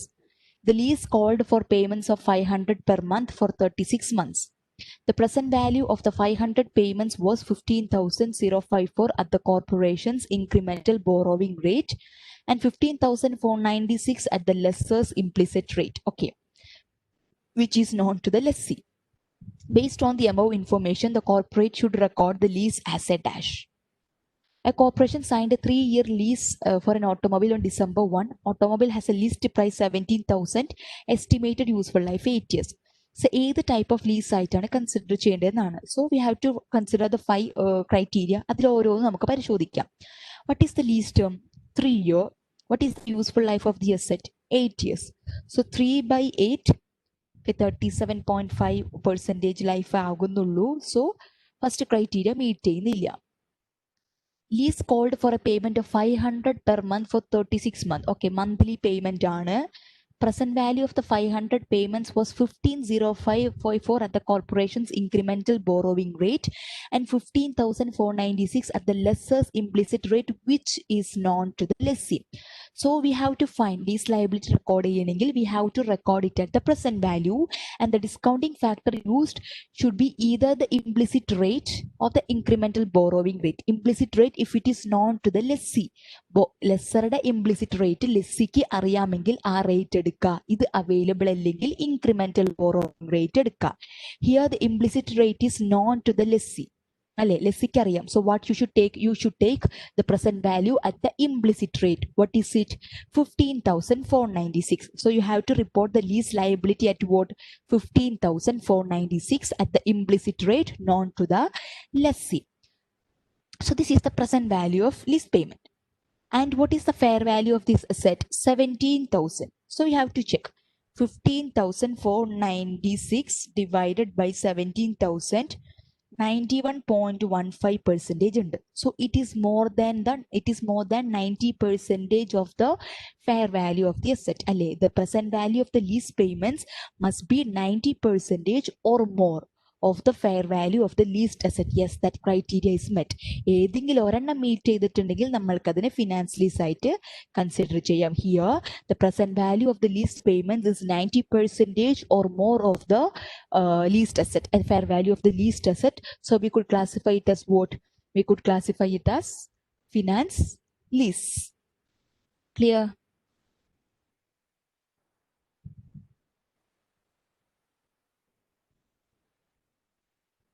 Yes. So our leases are over. So do you have any doubts from these leases? Income tax ഒക്കെ നമ്മൾ complete ചെയ്തതാണ്. Leases ഈ ഒരു സെക്ഷനിൽ നിന്ന് എന്തെങ്കിലും doubt ഉണ്ടോ?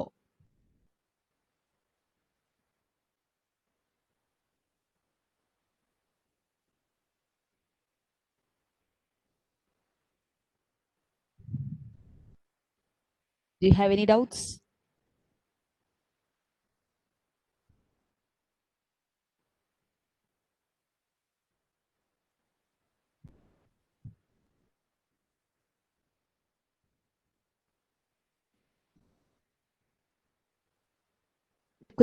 Explained are clear, ma. Okay.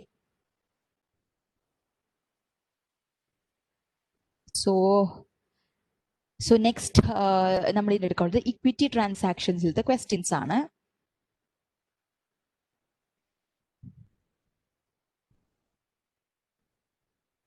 Integrated reporting നമ്മൾ എടുത്തിട്ടില്ല, അത് ലാസ്റ്റിലോട്ട് ഞാൻ മാറ്റി വെച്ചിട്ടുള്ളതാണ്, അതെടുക്കാം.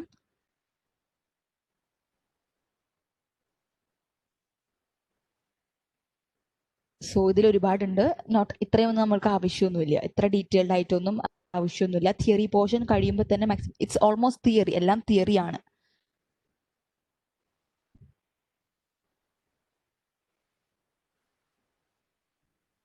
ഇനിയുള്ളത് ഇക്വിറ്റി ട്രാൻസാക്ഷൻസ് ആണ്.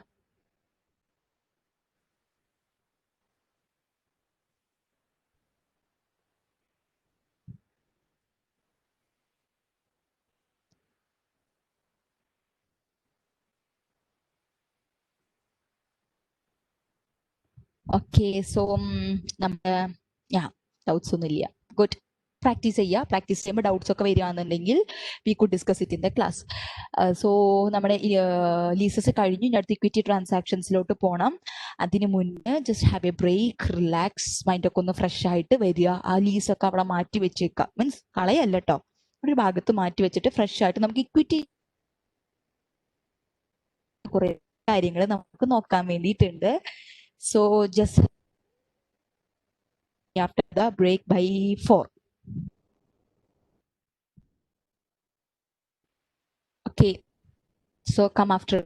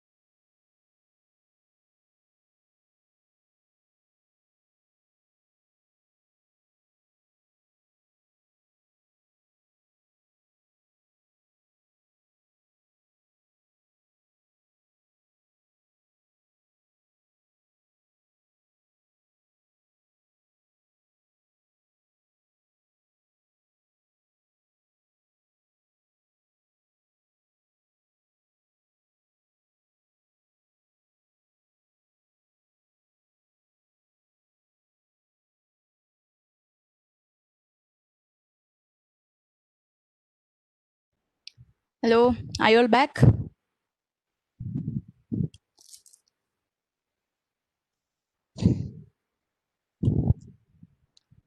Yes. So next we are going to discuss equity securities.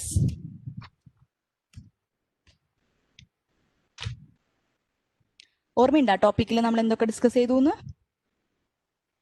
കുറച്ച് കുഴപ്പിക്കുന്ന ടോപ്പിക്കായിട്ട് നിങ്ങൾക്ക് തോന്നിയ ടോപ്പിക്കാണ്. What is that?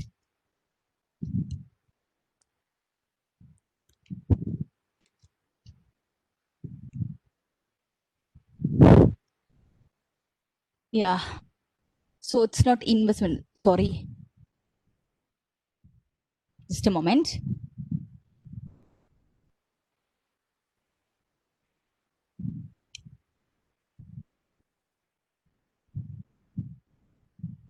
Okay, let me share the questions with you.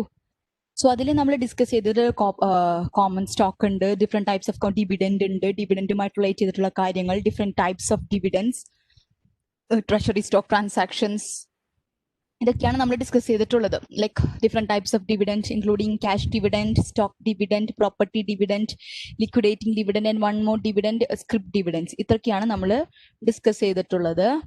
So in this question, in the hawk, you are having 30 questions. ചിലതൊക്കെ എളുപ്പമാണ്, not so don't get confused with the investment in equity securities. Sorry, I made a mistake.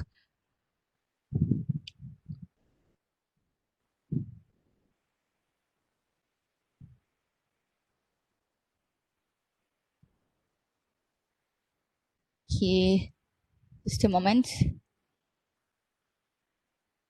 Questions ഒന്ന് sort out ചെയ്തിട്ടൊന്ന് എടുക്കട്ടെ കേട്ടോ.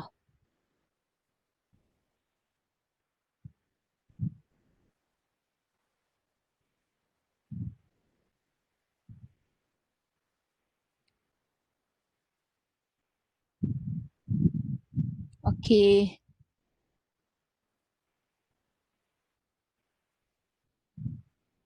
Are you able to see the questions?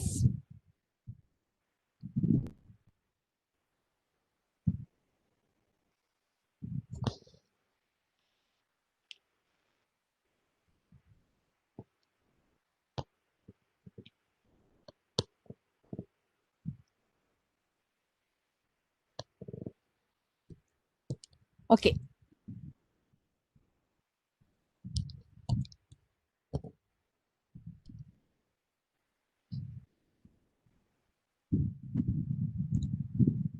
First question.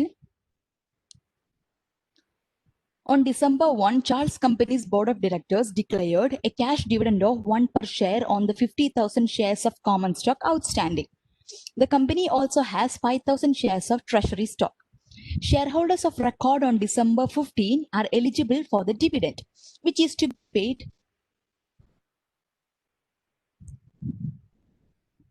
Just a moment.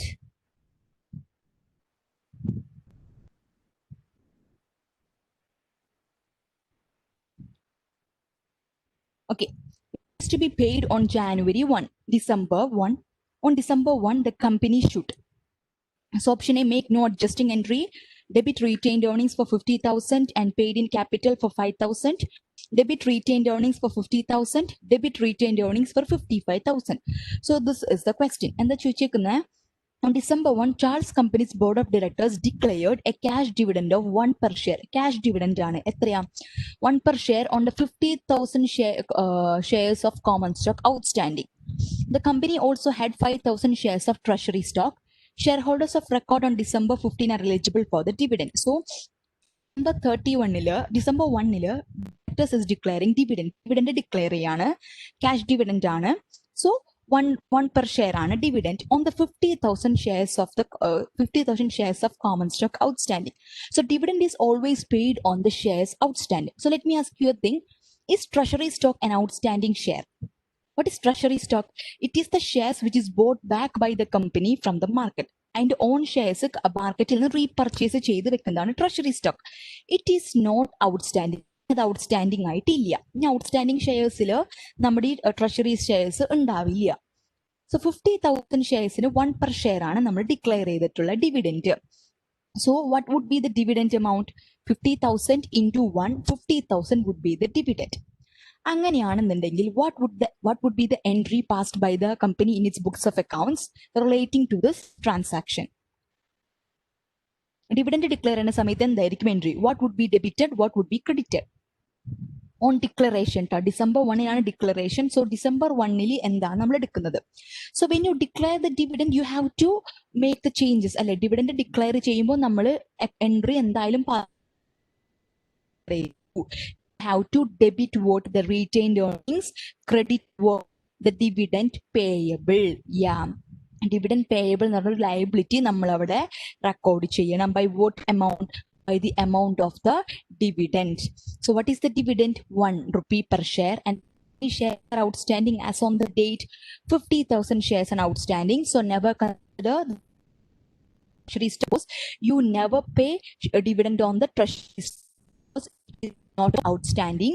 It is the shares which is bought back by the company from the market. So 50,000 into 1, 50,000 would be the dividend payable. So the entry that you have to record will be what? Entry എന്തായിരിക്കും നമ്മൾ record ചെയ്യുന്നുണ്ടാവുക?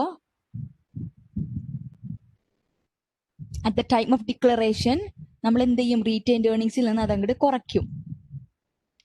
Retained earnings account debit to what? എത്ര കുറയ്ക്കും? 50,000 debit to dividend payable. So to നമ്മൾ പേ ചെയ്തിട്ടില്ല, payable ആയിരിക്കും. So what would be the right answer?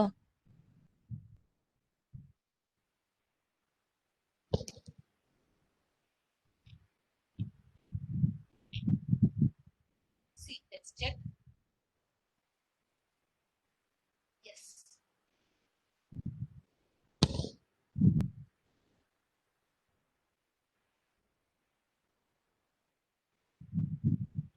Yes.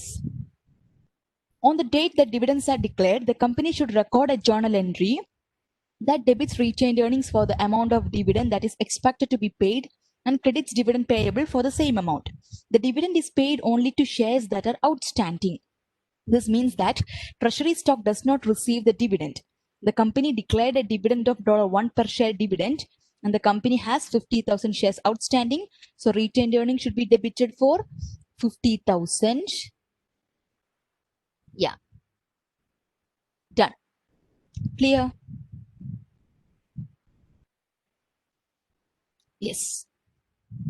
Sini the question very more. I will be asking for you to do it. Okay. Yeah. This question you have to give me the answer. So just take 2 minutes, read out the question, read out the option very carefully, and get me which option is right. And whoever gives me the answer has also need to provide me the explanation why you feel this answer is right. So your time starts now.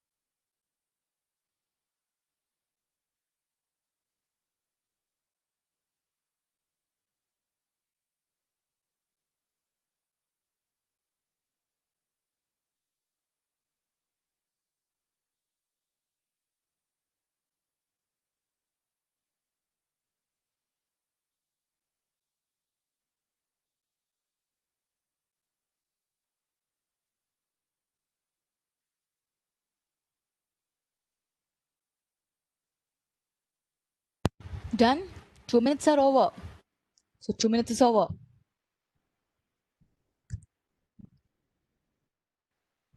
So what's the answer? Question. Preferred stock and common stock differ in that option A, preferred stock has a higher priority than common stock with regard to earnings and assets in the event of bankruptcy.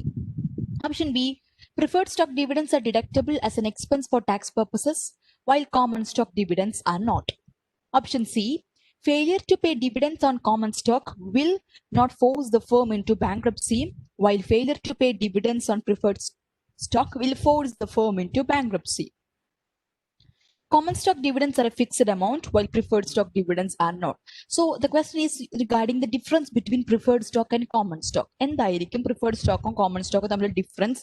നമ്മൾ വളരെ ചെറുപ്പ ക്ലാസ്സുകളിൽ മുതൽ പഠിച്ചു വരുന്ന ഒരു കാര്യമാണ്, basic ആയിട്ടൊരു ഡിഫറൻസ് ആണ്. So the name itself is self-explanatory. So what option is right? Option A, B, C or D? നിങ്ങൾ വായിച്ചു നോക്കിയില്ലേ ക്വസ്റ്റ്യന്? കിട്ടിയില്ല? Are you having any confusions regarding the option?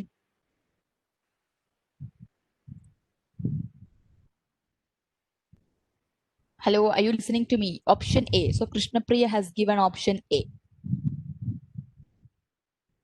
Right. Option A is right. Yes. What is preference shares? Preference shares are the shares which is having preferential rights over the common shares. എന്തിലൊക്കെയാണ് ഇവർക്ക് preferential rights ഉള്ളത്? First, in the case of payment of dividend, and in the case of distribution at the time of liquidation. അല്ലേ, കമ്പനിയുടെ ലിക്വിഡേഷന്റെ സമയത്ത് അസറ്റ്സിന്റെ distribution ആയാലും അല്ലെങ്കിൽ ഡിവിഡൻഡിന്റെ distribution ആയാലും, this preference shares is holding preferential rights over the common shareholders. So the preferential rights shareholders receive this dividend before any dividend is paid to the common shareholders, and in the event of liquidation, the preferential shareholders must be settled first prior to settlement made to the equity shareholders. So earningsിലുള്ള ഒരു preference ഉണ്ട്, and assets in the event of bankruptcy അല്ലെങ്കിൽ ലിക്വിഡേഷന്റെ സമയത്ത് they are having preference over the common stock holders അല്ലെങ്കിൽ priority ഉണ്ട്. Option എന്താ പറയുന്നത്? Preferred stock dividends are deductible as an expense for tax purpose, while common stock dividends are not. Preferred stock dividendന്റെ dividend tax purpose deductible ആണ്. No. Tax ഒക്കെ കൊടുത്തതിന് ശേഷം net income കിട്ടുന്നു, ആ നെറ്റ് ഇൻകത്തിൽ നമ്മൾ പ്രിഫറൻസ് ഡിവിഡൻഡ് കൊടുക്കുന്നു, then remaining will be distributable to dividend as what? Common shareholders. So this preferred dividends are not tax deductible. To pay dividends on common stock will not force the firm into bankruptcy. Right. Dividend pay ചെയ്ത് എന്നിട്ട് company bankrupt ആയെന്ന് പറയാൻ പറ്റില്ല. It may or may not pay the dividend to the common share holder. It is not necessary. While failure to pay dividends on preferred stock will force the firm into bankruptcy. No.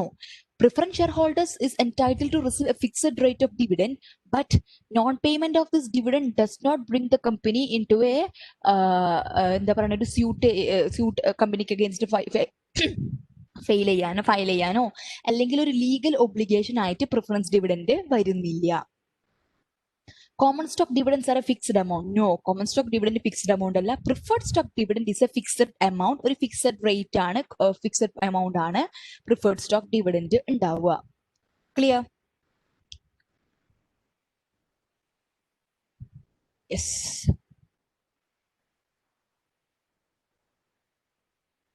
Question number 3. At December 31, a company has total assets at book value of 300,000. Liabilities are 120,000. Also, on December 31, the stock is selling at $20 per share, and there are 10,000 shares outstanding. As a result, the company should take the difference between the carrying amount and market value of the stock and option A, capitalize it as an assets and amortize over the estimated useful life with the offset to revenue. Option B, capitalize it as an asset and amortize over 5 years with the offset to equity. Capitalize it as an asset and amortize over the estimated useful life not to exceed 40 years with the offset to equity. Not capitalize any asset, record any revenue or change equity at this time. So എന്താ ചോദിച്ചേക്കുന്നത്? December 31 total assets book value എത്രയാ? 300,000. Liability 120,000 ആണ്. So I hope you remember the balance sheet equation. എന്താണ് the balance sheet equation? What is balance sheet equation? assets is equal to liabilities plus equity. What is the assets here? 300,000. Liabilities എത്രയുണ്ട്? 120,000.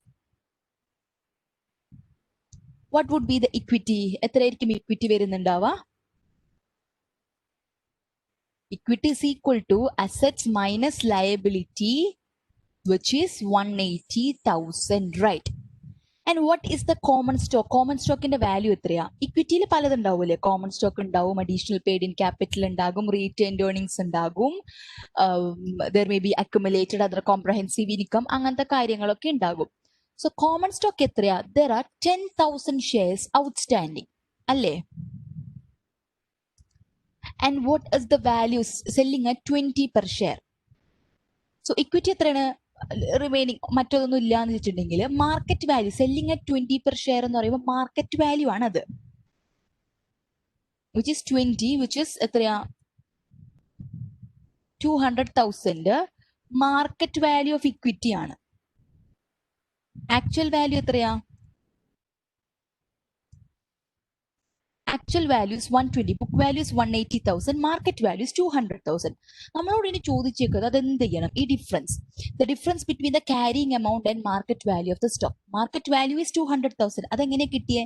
10,000 shares outstanding ഉണ്ട്, selling at 20 per share എന്ന് പറയുമ്പോൾ 10,000 into 20, 200,000 would be the market value. ഈ book value എത്രയാ? നമ്മൾ നോക്കിയപ്പോൾ 180,000 ആണ് book value. So difference, there is A difference market value and book value. അതിന് നമ്മൾ എന്ത് ചെയ്യും? Will you capitalize it as an asset and amortize useful life, amortize over 5 years, 40 years in ullil, or not capitalize any asset, record any revenue or change equity at this time? What you will do regarding the difference between the carrying amount and market value of the stock? Basic question. Think and get me the answer.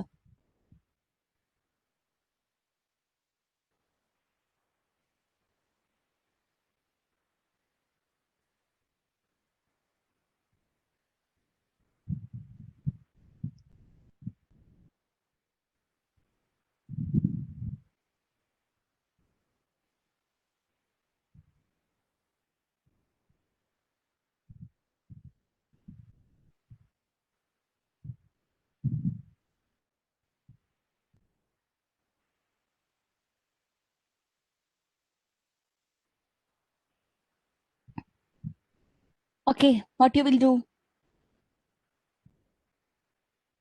Yes, okay. എന്താ ചെയ്യുക? Capitalise ചെയ്യോ അല്ലെങ്കിൽ മറ്റെന്തെങ്കിലും ചെയ്യോ? What is the answer? Option A, B, C or D? Which answer you feel the right?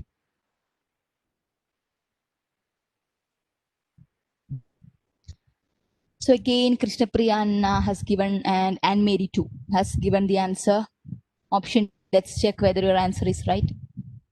Yes. നമ്മുടെ ഷെയർസിൽ ഇക്വിറ്റിയിൽ ഉണ്ടാകുന്ന മാർക്കറ്റ് വാല്യൂയുടെ ചേഞ്ച് നമ്മുടെ ബുക്സ് ഓഫ് അക്കൗണ്ട്സിനെ എഫക്ട് ചെയ്യില്ല.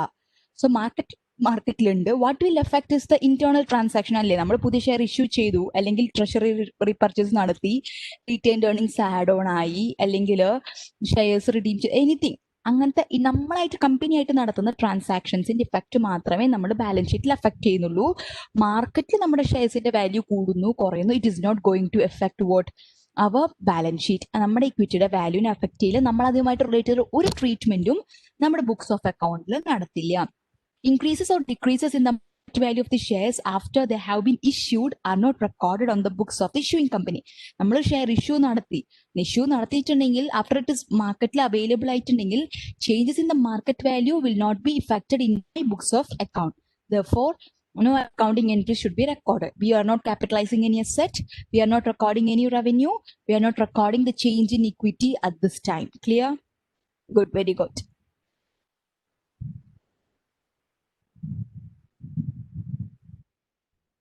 Okay, can I move forward with the next question?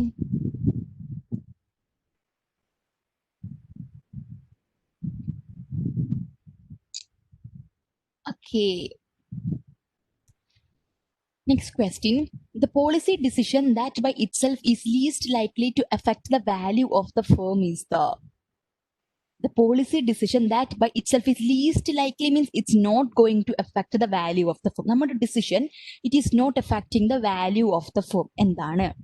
Sale of a risky division that will now increase the credit rating of the entire company, distribution of stock dividends to shareholders, investment in a project with a large net present value, use of a more highly leveraged capital structure that resulted in lower cost of capital. ഇതിൽ ഏത് decision ആണ് നമ്മുടെ value of the ഫേമിനെ affect ചെയ്യാത്തത്? And what is the value of the firm?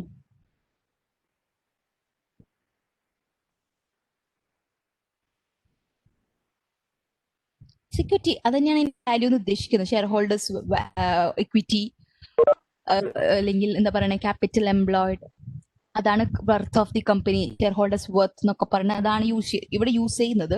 So which is not going to effect it. Sale of a risky division that will now increase the credit rate of the entire company. ഒരു risky division ഉണ്ടായിരുന്നു. When you sold it, the credit rate of the company has increased. Credit rate increase ചെയ്യുമ്പോൾ നമ്മുടെ വാല്യൂവിനെ affect ചെയ്യുമോ? Next, distribution of stock dividends to shareholders. You are distributing dividends, stock dividends to the shareholders. Investment in a project with a large net present value.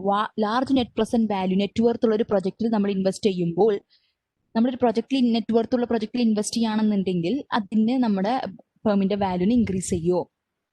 Use of a more highly leveraged capital structure that result in a lower cost of capital. So highly leveraged ഒരു capital structure use ചെയ്യുന്നു. നമ്മൾ highly leverage എന്ന് പറയുമ്പോൾ more debt നമ്മൾ use ചെയ്യുന്നു. So our cost of capital is lower. So will it effect the value? What you feel? Which among them which is not going to affect the value of the firm? ഏതായിരിക്കും option? I seek answers from you. You have to think, you have to provide me the answer. After that, I will be explaining to you how we could arrive at this answer. I require your whole participation.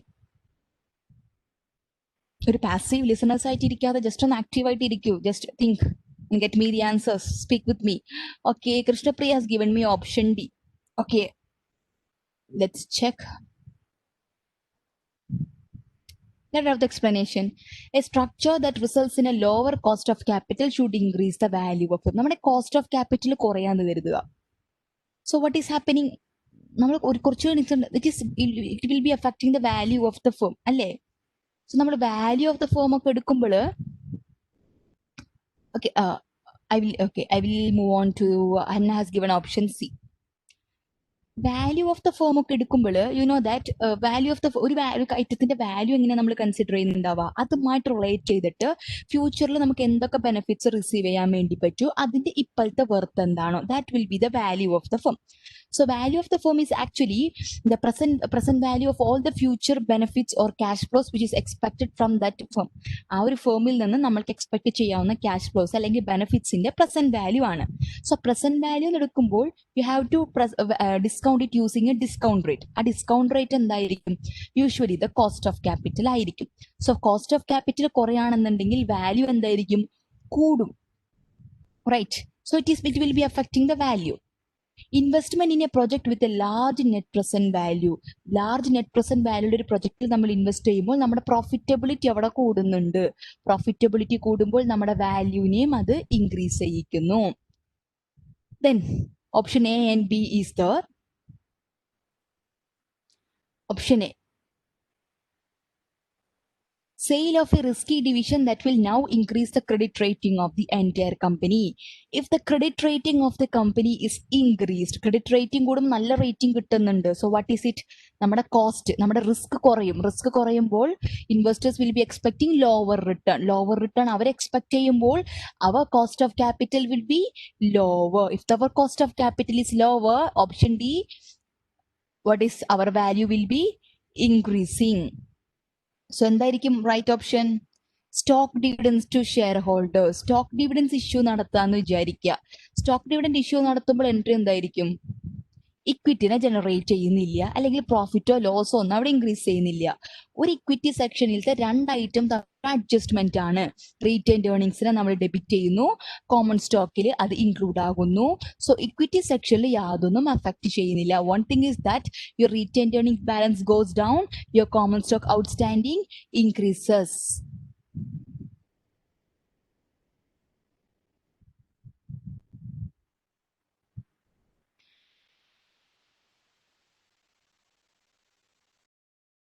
കോസ്റ്റിന് affect ചെയ്യും, നമ്മുടെ പ്രോഫിറ്റബിലിറ്റിനെ ചെയ്യും. But distribution of stock dividend ഒരു equity സെക്ഷനിന്റെ ഒരു സൈഡിൽ തന്നെയുള്ള രണ്ട് ഐറ്റം തമ്മിലൊരു അഡ്ജസ്റ്റ്മെന്റ് ആണ്. റീറ്റെയിൻഡ് ഏർണിംഗ്സിൽ നിന്ന് എടുത്തിട്ട് കോമൺ സ്റ്റോക്കിലോട്ടും പോകുന്നു, അഡീഷണൽ പെയ്ഡ് ഇൻ ക്യാപിറ്റലിലോട്ടും പോകുന്നു. എന്നുണ്ടെങ്കിൽ കോമൺ ഇക്വിറ്റി ആ ഒരു കോർപ്പറേറ്റ് ഷെയർ ഹോൾഡേഴ്സ് ഇക്വിറ്റി സെക്ഷനിൽ വരുന്ന ക്യാപിറ്റൽ സ്റ്റോക്ക് ഉണ്ടാകും, അഡീഷണൽ പെയ്ഡ് ഇൻ ക്യാപിറ്റൽ ഉണ്ടാകും, റീറ്റെയിൻഡ് ഏർണിംഗ് ആ ഒരു സെക്ഷനിൽ തരുന്ന ഒരു അഡ്ജസ്റ്റ്മെന്റ് അല്ലേ. So it is not going to effect the value. Clear? മറ്റൊക്കെ ഓപ്ഷൻ എന്തുകൊണ്ടാണ് least likely? All this will be affecting our value. Value എന്ന് പറഞ്ഞപ്പോൾ നിങ്ങൾ ഷെയറിന്റെ എണ്ണമായിട്ട് കൺസിഡർ ചെയ്തോ?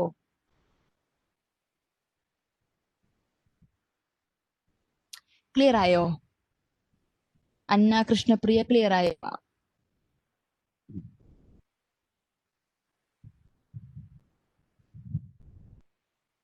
ഓക്കേ,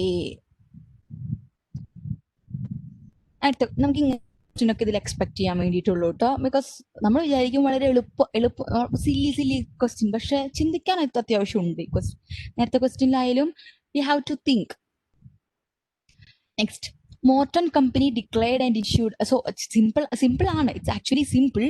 ബട്ട് നമ്മൾ എന്താ സില്ലി ആണെന്ന് കരുതിയിട്ട് നമ്മളൊന്ന് ചിന്തിക്കാതെ ചിലപ്പോൾ ഉത്തരം എഴുതാനായിട്ടുള്ള സാധ്യതയുണ്ട്, ജസ്റ്റ് ടിക്ക് ചെയ്യാനായിട്ടുള്ള സാധ്യതയുണ്ട്. അത് നമ്മൾ ഒഴിവാക്കുക. നമ്മൾ ചെറിയ ക്വസ്റ്റ്യൻ ആണെന്നുണ്ടെങ്കിലും നമ്മൾ അത്ര കുറവോടുകൂടി കാണരുത്. It's very simple, but you have to be cautious in answering. That's what is important. Morton company declared and issued a 10% stock dividend during the current year.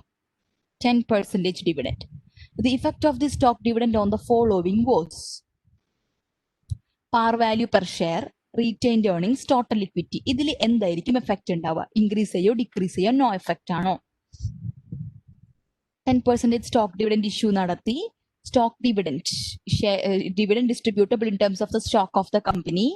So par value per ഷെയറിന് effect ചെയ്യോ? Retained ഏർണിംഗ്സിന് എന്തായിരിക്കും effect? Total ഇക്വിറ്റിയിൽ എന്തായിരിക്കും effect?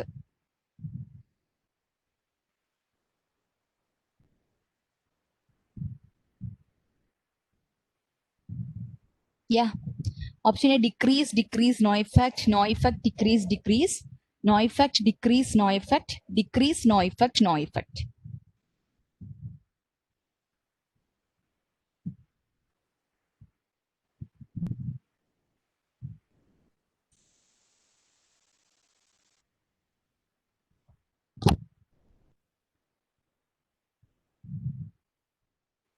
എന്താണ് ഉത്തരം?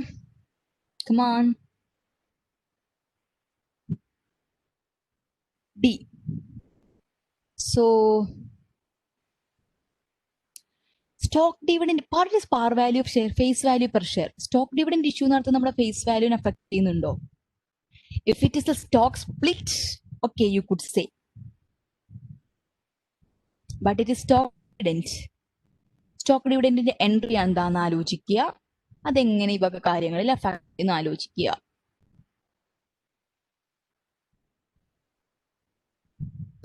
See, Krishnapriya has given me option C and that's right.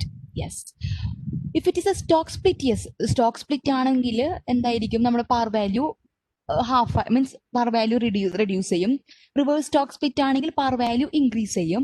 But it is not stock split, it is stock dividend. നമ്മൾ shares പുതുതായിട്ട് ഇഷ്യൂ നടത്തുന്നു, മീൻസ് ഡിസ്ട്രിബ്യൂട്ട് ചെയ്യുന്നു. That's it. par value it is not going to affect. And when you declare the stock dividend, you have to reduce the equivalent amount from the retained earnings. Retained earnings ine nammal debit cheyunnu. So there is a decrease in the retained earnings. Total equity il endokke varum? Shareholders equity, common stock will be the preferred stock undagum, additional paid in capital undagum, retained earnings undagum. So stock dividend is not going to affect the total equity balance. Retained earnings inu korayum, common stock koodum. So ഒരു ആ total ഇക്വിറ്റിയുടെ അടിയിലുള്ള രണ്ട് ഐറ്റത്തിൽ ഒരെണ്ണം കുറയുന്നു, ഒരെണ്ണം കൂടുന്നു. Net effect will be 0. It is having no effect. Clear? Just have a read the explanation. A small stock dividend is recorded at the fair value of the shares issued. The journal entry is a debit to retained earnings and a credit to common stock and additional paid in capital. There is no effect on the par value per share because the newly issued shares have the same par value as the existing shares. പുതിയതായിട്ട് stock ഡിവിഡൻഡിൽ issue നടത്തുന്ന ഷെയർസിന് പുതിയ par value ഒന്നും കൊടുക്കുന്നില്ല. Since retained earnings is debited in the journal entry, the debit decreases retained earnings. There is no effect on the total equity of the company since all of the accounts used in the journal entry are equity accounts. ഒരു ഡെബിറ്റും ഒരു ക്രെഡിറ്റും ഉണ്ട്. Debit ചെയ്യുന്നതും equity സെക്ഷനിലത്തെ ഒരു account, credit ചെയ്യുന്നതും equity സെക്ഷനിലത്തെ account. So net effect would be 0. Clear ആണോ?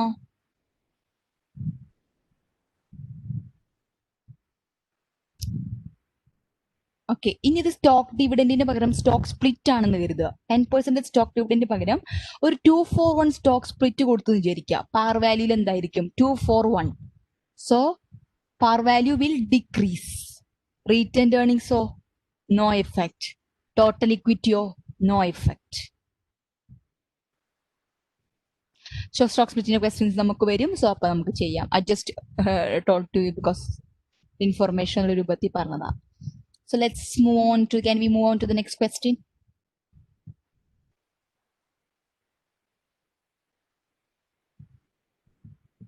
Okay.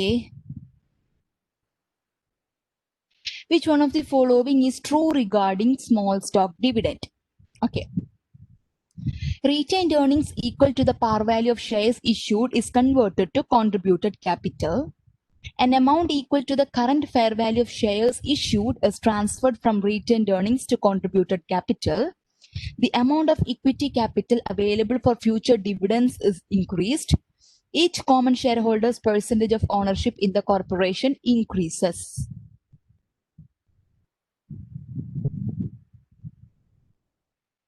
True ആയിട്ടുള്ള സ്റ്റേറ്റ്മെന്റ് എന്താ?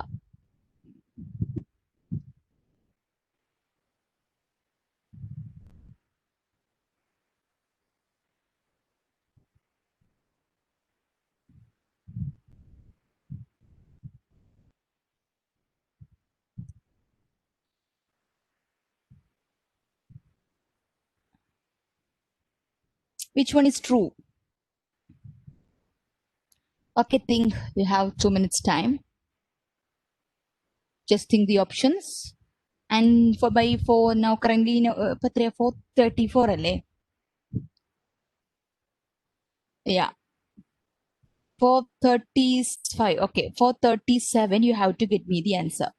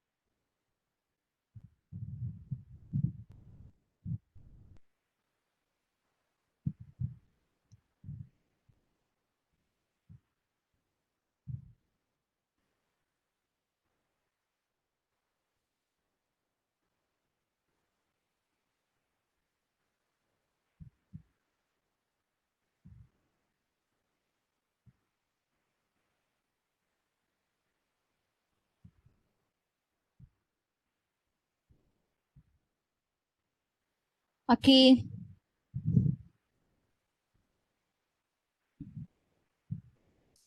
Which option is right?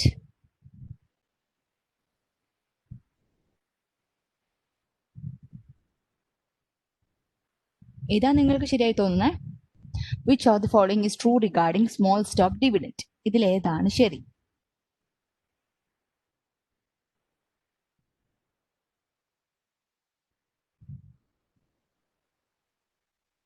So Krishnapriya has given me option B and it's the right answer. Very good. Yes.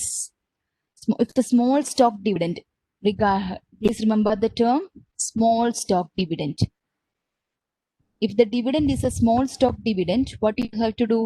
Then fair value treat small stock means 20 to 25% താഴെ. Below 25% വരുന്ന dividends ആണ് small stock dividend, and above 25% would be considered as large stock dividend. Okay. Small stock dividend ആണെങ്കിൽ നമ്മൾ അതിന് fair വാല്യൂല് treat ചെയ്യണം.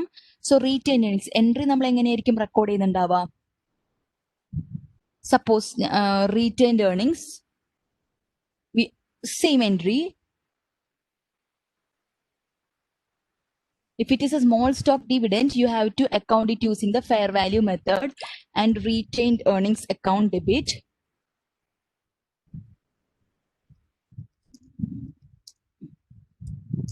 to what? Stock dividend payable എന്ന് പറഞ്ഞിട്ട് നമ്മൾ അതിനെ കാണിക്കും. Stock dividend payable അല്ലെങ്കിൽ common stock distributable as stock dividend എന്ന് പറഞ്ഞ് കാണിക്കും. And at the time of paying stock dividend payable, അത് ഇക്വിറ്റി സെക്ഷനിൽ തന്നെയുള്ള ഒരു അക്കൗണ്ട് ആട്ടോ. Stock dividend payable account debit to what? To common stock account. Next what? To additional paid in capital. So ഇവിടെ fair value നമ്മൾ full. Suppose the par value of the share is 10 and the fair value is 15 and stock dividend will be credited by 50. And here stock dividend 15, common stock 10 and additional paid in capital എത്ര വരും? 5. That would be the entry to record. Clear?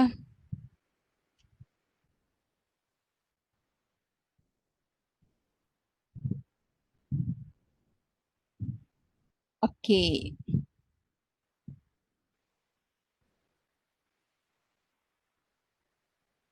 In a small stock dividend, retained earnings is debited for the fair value of the shares issued.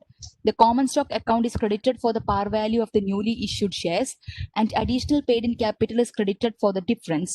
The effect of this is to transfer an equal amount of money from retained earnings to contributed capital.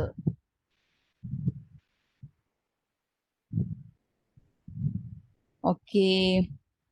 Next question. Read it out the question and get me the answer.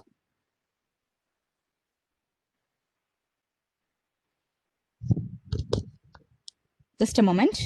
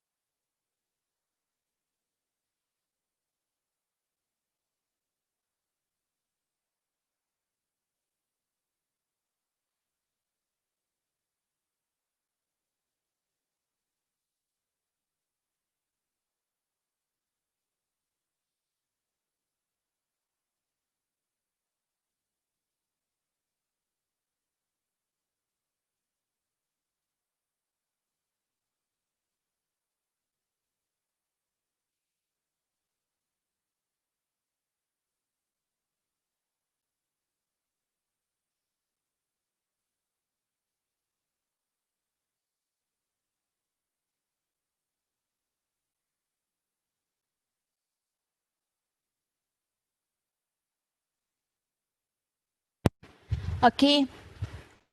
Which one of the following items most likely increase earnings per share of a corporation? Purchase of treasury stock, payment of a stock dividend, reduction in the amount of cash dividend paid to common shareholders, declaration of a stock split. earnings per share increases.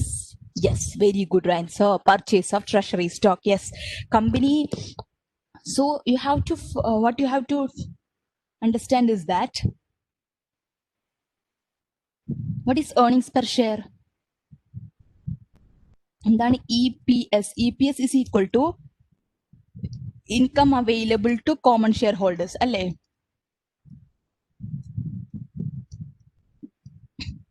Divided by outstanding shares. Weighted average number of common shares outstanding. When you purchase treasury stock repurchase ചെയ്യുമ്പോൾ the outstanding number of shares get decreased. അല്ലേ? ഇപ്പോൾ 50,000 shares ഉണ്ട്, 5,000 shares ഞാൻ repurchase ചെയ്യുകയാണെങ്കിൽ what would be my number of shares outstanding? It would be 50,000 minus 5,000, 45,000. So outstanding shares will be decreased, will be reduced. So denominator reduce ചെയ്യാണെന്നുണ്ടെങ്കിൽ what would be the EPS? Suppose നമ്മുടെ income available to shareholders 100,000 ആണെന്ന് കരുതുക, and my outstanding shares as a result of treasury stock purchases 45,000 ആയി മാറി എന്നുണ്ടെങ്കിൽ what would be my EPS? 100,000 divided by 45,000, 2.22 അല്ലേ? ഇങ്ങനെ treasury purchase ചെയ്യുന്നതിന് മുമ്പ് 50,000 ഉണ്ടെങ്കിൽ 100,000 divided by 50,000 എത്രയായിരിക്കും? 100,000 divided by 50,000? 2. So it has increased. ഇനി payment of stock dividend payment നടത്തുമ്പോൾ what is that? Our outstanding shares will increase. Outstanding shares increase ആകും. When the denominator is increasing, the quotient will reduce. A reduction in the amount of cash dividend paid to common shareholders. നമ്മൾ payment നടത്തുന്ന dividend കുറഞ്ഞു, അതായത് നമ്മൾ dividend ആയിട്ട് payment നടത്തുന്നത് കുറഞ്ഞിട്ടുണ്ടെങ്കിൽ EPS അത് അഫക്ട് ചെയ്യോ? നോ. നമ്മുടെ ഏർണിംഗ്സിൽ നിന്ന് എടുത്തിട്ടാണ് ഡിവിഡൻഡ് കൊടുക്കുന്നത്. So earnings is an amount, അതിൽ നിന്ന് എടുത്തിട്ട് ഡിവിഡൻഡ് കൊടുക്കുമ്പോൾ അത് കൂടുതലാണോ കുറവാണോ, it is not going to effect the EPS because dividends are paid out of earnings. അതിൽ ഈ ഡിവിഡൻഡ് കുറച്ച് കൊടുക്കണു എന്ന് പറയുകയാണെന്നുണ്ടെങ്കിൽ ഇറ്റ് മേ ബി ചിലപ്പോൾ ഏർണിംഗ്സ് കുറവായതിന്റെ പേരിൽ ഡിവിഡൻഡ് കുറഞ്ഞതായിരിക്കാം, അല്ലെങ്കിൽ പർപ്പസ്ഫുള്ളി ഡിവിഡൻഡ് കുറച്ച് കൊടുക്കുന്നതായിരിക്കാം. Not clear. Declaration of a stock split declare ചെയ്യുകയാണെന്നുണ്ടെങ്കിൽ your number of shares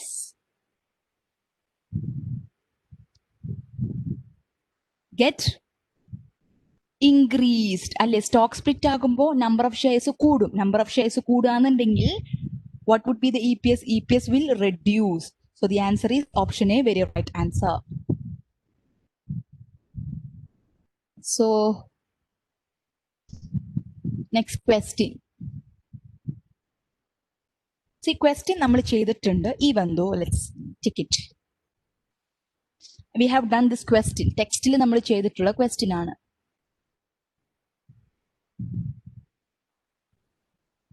Yeah. Consider this question. The following information is available for Paragon as of November 30, 2015. എന്താണ്? The market price of Paragon's common stock was $4 per share on November 30, 2015. Common stock $1 par value. 20 million shares issued and outstanding, so 20 million is the value. Paid in capital in excess of par value 12,200,000. Retained earnings 16 million. If Paragon had declared a 10% stock dividend on November 30, 2015, retained earnings would have been reduced by 2 million, reduced by 1,600,000, reduced by 8 million, reduced by 6 million. So it is a 10% stock dividend. 10% stock dividend means it is a small stock dividend. It is less than 20 to 25%. So less than 25% ആയതിന്റെ പേരിൽ it is a small stock dividend, and small stock dividend will be treated under fair value. So retained earnings എത്ര നമ്മൾ reduce ചെയ്യണം? Yes, obviously the retained earnings has to be reduced by declaring the stock dividend. So what would be the amount?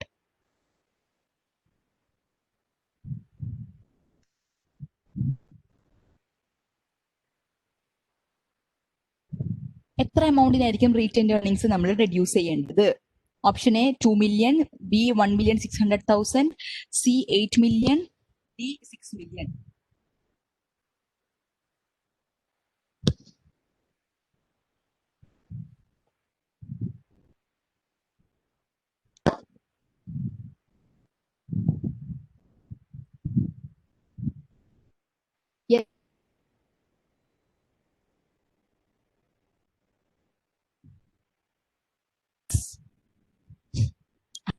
listening, guys? കേൾക്കുന്നുണ്ടോ?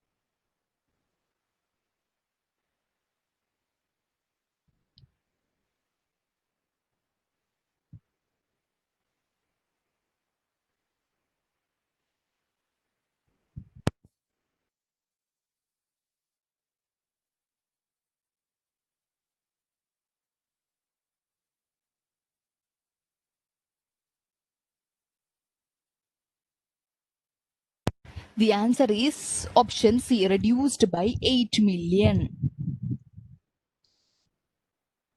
How? When you declare this dividend, എത്രയായിരിക്കും നമ്മൾ dividend declare ചെയ്യുന്നുണ്ടാവുക? 10%. 10% on the outstanding stock. So 20 million shares are outstanding. അതിന്റെ 10% എന്ന് പറയുമ്പോൾ how many shares? 2 million shares. Yes. So 2 million shares. Since it is a small stock dividend, എത്രയിലാണ് നമ്മൾ അതിന്റെ fair value? Fair value is 4. So into 4, 8 million. ഇതിൽ നമ്മൾ account ചെയ്യണം. So at the time of ഡിക്ലറേഷന്റെ സമയത്ത് നമ്മൾ എന്ത് എൻട്രി ആയിരിക്കും റെക്കോർഡ് ചെയ്യുന്നുണ്ടാവുക? റീറ്റെയിൻഡ് ഏർണിങ്സ് അക്കൗണ്ട് ഡെബിറ്റ് എന്ന് പറഞ്ഞിട്ട് 8 million. To what? To common shares distributable as stock dividend എന്ന് പറഞ്ഞിട്ടുള്ള ഒരു അക്കൗണ്ട്, ഇക്വിറ്റി സെക്ഷനിൽ തന്നെയുള്ള ഒരു അക്കൗണ്ട് ആണ് distributable as dividend account. What is that value? 8 million. Yes. And at the time of payment in the സമയത്ത് നമ്മൾ എന്തെങ്കിലും റെക്കോർഡ് ചെയ്യും? On payment, what you will record is that നമ്മൾ ഈ അക്കൗണ്ട് ഉണ്ടല്ലോ, common shares distributable as dividend. Distributable as dividends account debit by what amount?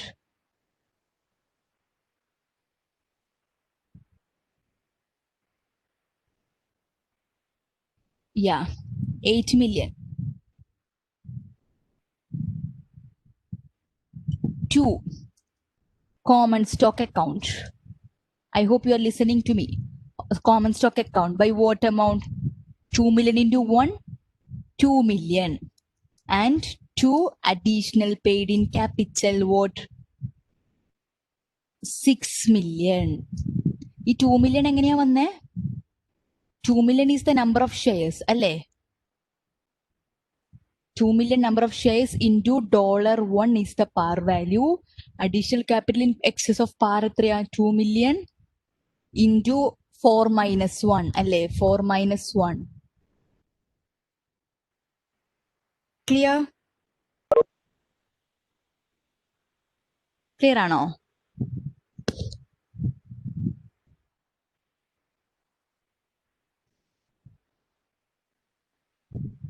Clear?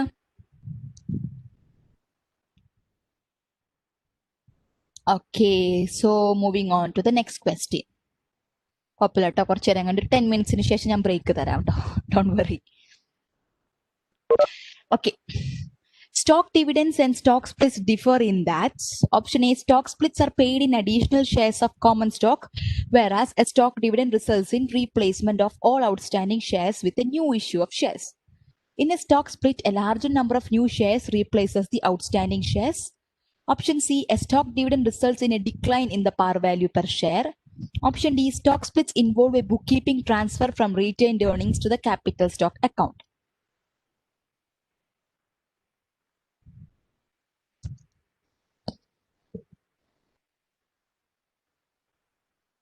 Okay, just have a look at the question and get me an answer.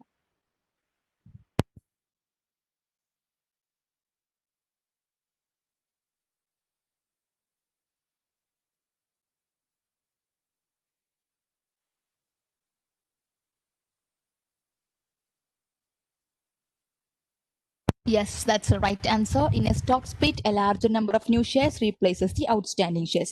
പുതിയ കുറച്ച് shares ഉണ്ടാകും, നമ്മൾ എന്തിനാ അതിന് split ചെയ്തിട്ട് ഇരട്ടിയാക്കും, അല്ലെങ്കിൽ we will increase the number of shares. So journal entry നമ്മൾ record ചെയ്യുന്നില്ല, പഴയ ഷെയർസിന് പുതിയ ഷെയർസ് വെച്ച് റീപ്ലേസ് ചെയ്യണ പോലെ. എന്ന് വെച്ചാൽ പഴയ ഷെയർസ് ഉണ്ടാകും, അതിനെ നമ്മൾ ക്യാൻസൽ ചെയ്തിട്ട് പുതിയ നമ്പർ ഓഫ് ഷെയർസ് ആക്കും. In effect the total value of equity is not going to effect. അതാണ് നമ്മൾ ചെയ്യുന്നുണ്ടാവുക. അതിന്റെ ഒരു എക്സാമ്പിൾ പറയുകയാണെന്നുണ്ടെങ്കിൽ, സപ്പോസ് ഒരു 500 ഷെയർസ് ഔട്ട്സ്റ്റാൻഡിങ് ഉണ്ട്, സോറി ഷെയർസ് ഉണ്ട് അറ്റ് $10. സോ നമ്മൾ ഈ ഒരു സ്റ്റോക്സിന്റെ സമയത്ത് ശരിക്കും എങ്ങനെയാ വന്നിട്ടുണ്ടെങ്കിൽ, നമ്മൾ പഴയ കോമൺ സ്റ്റോക്കിനെ ക്യാൻസൽ ചെയ്യണ പോലെ വരും. ഒരു മെമ്മോ എൻട്രി പോലെയാണ് നമ്മൾ ഇടുക. അക്കൗണ്ട് ഡെബിറ്റ് ടു 500,000 ഇൻറ്റു 10 എത്ര? 5 million. 500,000 shares at $10. ഇനി എൻട്രി ഡെബിറ്റും ക്രെഡിറ്റും സെയിം, ഒരു റിസംബ്ലൻസ് ആട്ടോ അത് പറയണമെങ്കിൽ 5 million തന്നെ. എന്തായിരിക്കും? 1 million shares. 241 സ്റ്റോക്ക് സ്പ്ലിറ്റ് ആണെങ്കിൽ 1 million shares at $5. This is going to happen. Here, large number of shares, new shares replaces the outstanding shares. അതേപോലെയാണ് stock split are paid in additional shares of the company. പുതിയ shares നമ്മൾ കൊടുക്കുന്നില്ല, Stokes ഡിവിഡൻഡിൽ replacement ആണ് നടക്കുന്നത്. No, stock ഡിവിഡൻഡിൽ പുതിയ shares നടക്കുന്നുണ്ട്, stock സ്പ്ലിറ്റിലാണെങ്കിൽ replacement. A stock dividend results in a decline in the par value per share. No, a stock split, stock ഡിവിഡൻഡിൽ decline ഇല്ല, സ്റ്റോക്ക് സ്പ്ലിറ്റിലാണ് ഡിക്ലൈൻ ഉള്ളത്. Stock split involving a book keeping transfer from retained earnings to capital stock account. അങ്ങനെ retained ഏർണിംഗ്സിനെ കുറയ്ക്കുന്നതൊക്കെ എന്തിലാണ് ഉള്ളത്? Stock ഡിവിഡൻഡിലാണ്. It is not in case of stock split. Clear?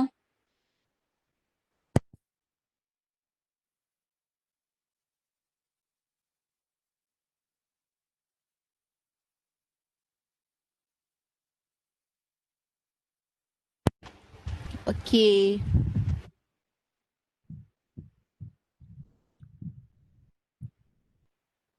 A company has 1,000 shares of $10 par value common stock and 5,000 of retained earnings. Two proposals are under consideration. The first is a stock split giving each shareholder 2 new shares for each shares formerly held. The second is to declare and distribute a 50% stock dividend. Under the dash, the par value per outstanding share will, under dash, the par value per outstanding share will dash. Company has 1,000 shares of $10 par value and 5,000 retained earnings. Two proposals ഉണ്ട്. Stock split, പുതിയ shares കൊടുക്കുക. Second, distribute ചെയ്യുക 50% stock dividend. ഏതിലാണ് you have to, ഈ ഓരോ പ്ലേസിലും ഓരോ option നമ്മൾ fill ചെയ്ത് കൊടുക്കുക. എന്നിട്ട് ഏതാണോ ബെറ്റർ സ്യൂട്ട് ആകുന്നത് അത് നമ്മൾ സെലക്ട് ചെയ്യാം.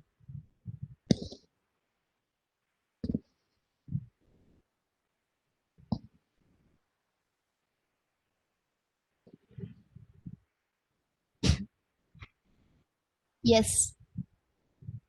Option C. Right answer. ഓരോ ഓപ്ഷൻ നമ്മൾ വെച്ചു. Under the stock split the par value per share will increase. No, under the stock split par value per share will decrease. Under the stock dividend par value no change. Under stock dividend par value no change. Under stock split par value per share will decrease and number of shares will increase. Right answer. So ഇനി അടുത്തത് കുറച്ച് questions വരുന്നുണ്ട്. എല്ലാവരും out of focus ആയി പോയോ?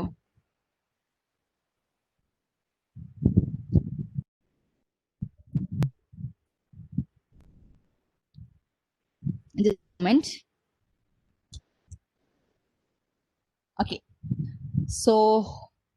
so today the classes are over. So we are having remaining 10 to 12 questions എടുത്ത് remaining ആയിട്ടുണ്ട്. 30. someone is repeating, don't worry, this കുറച്ച് അത്യാവശ്യം വർക്കിംഗ്സ് ആവശ്യമുള്ള ക്വസ്റ്റ്യൻസ് ആണ്. So this question we will be working out tomorrow.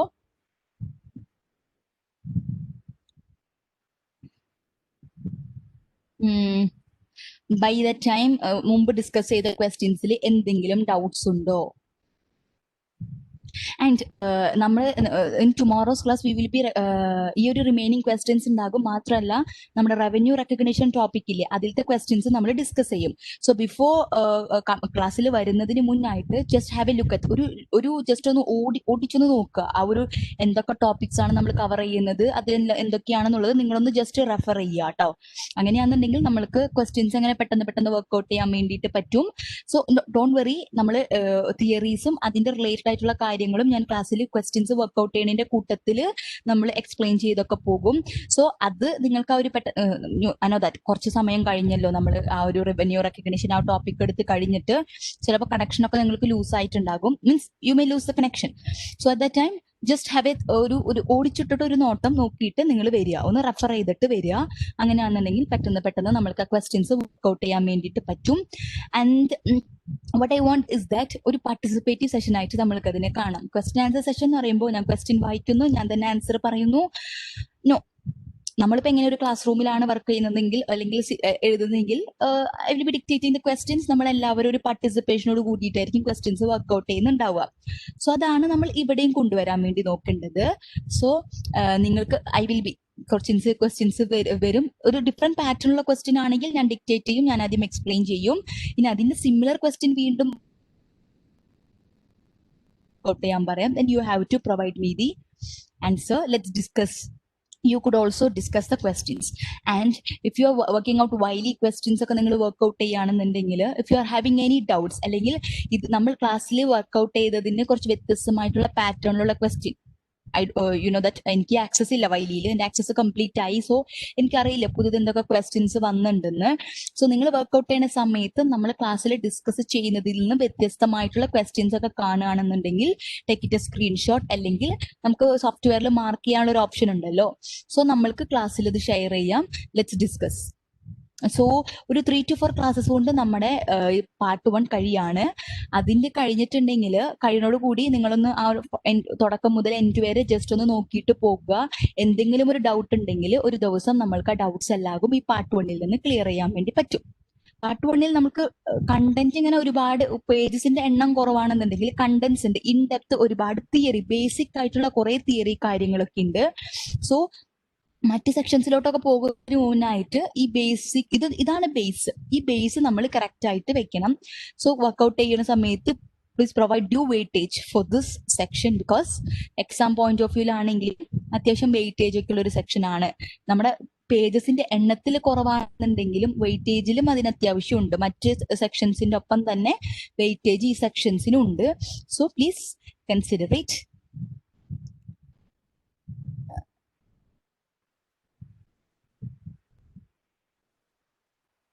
Okay. Section F and half E is painting.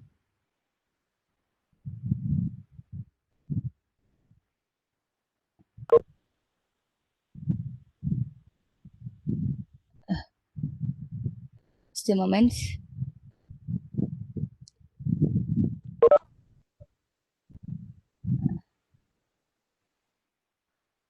Section F എന്താ, അതിന്റെ half of E is pending. So നിങ്ങൾ ഇൻസ്റ്റിറ്റ്യൂട്ടിന്റെ WhatsApp ഗ്രൂപ്പിൽ ഒന്ന് അപ്ഡേറ്റ് ചെയ്യാം കേട്ടോ അതൊന്ന കാര്യം. So let's wind up our today's class. See you in the next class. Thank you all for your participation. And fresh ആയിട്ട് അടുത്ത ക്ലാസ്സിൽ വരാം കേട്ടോ.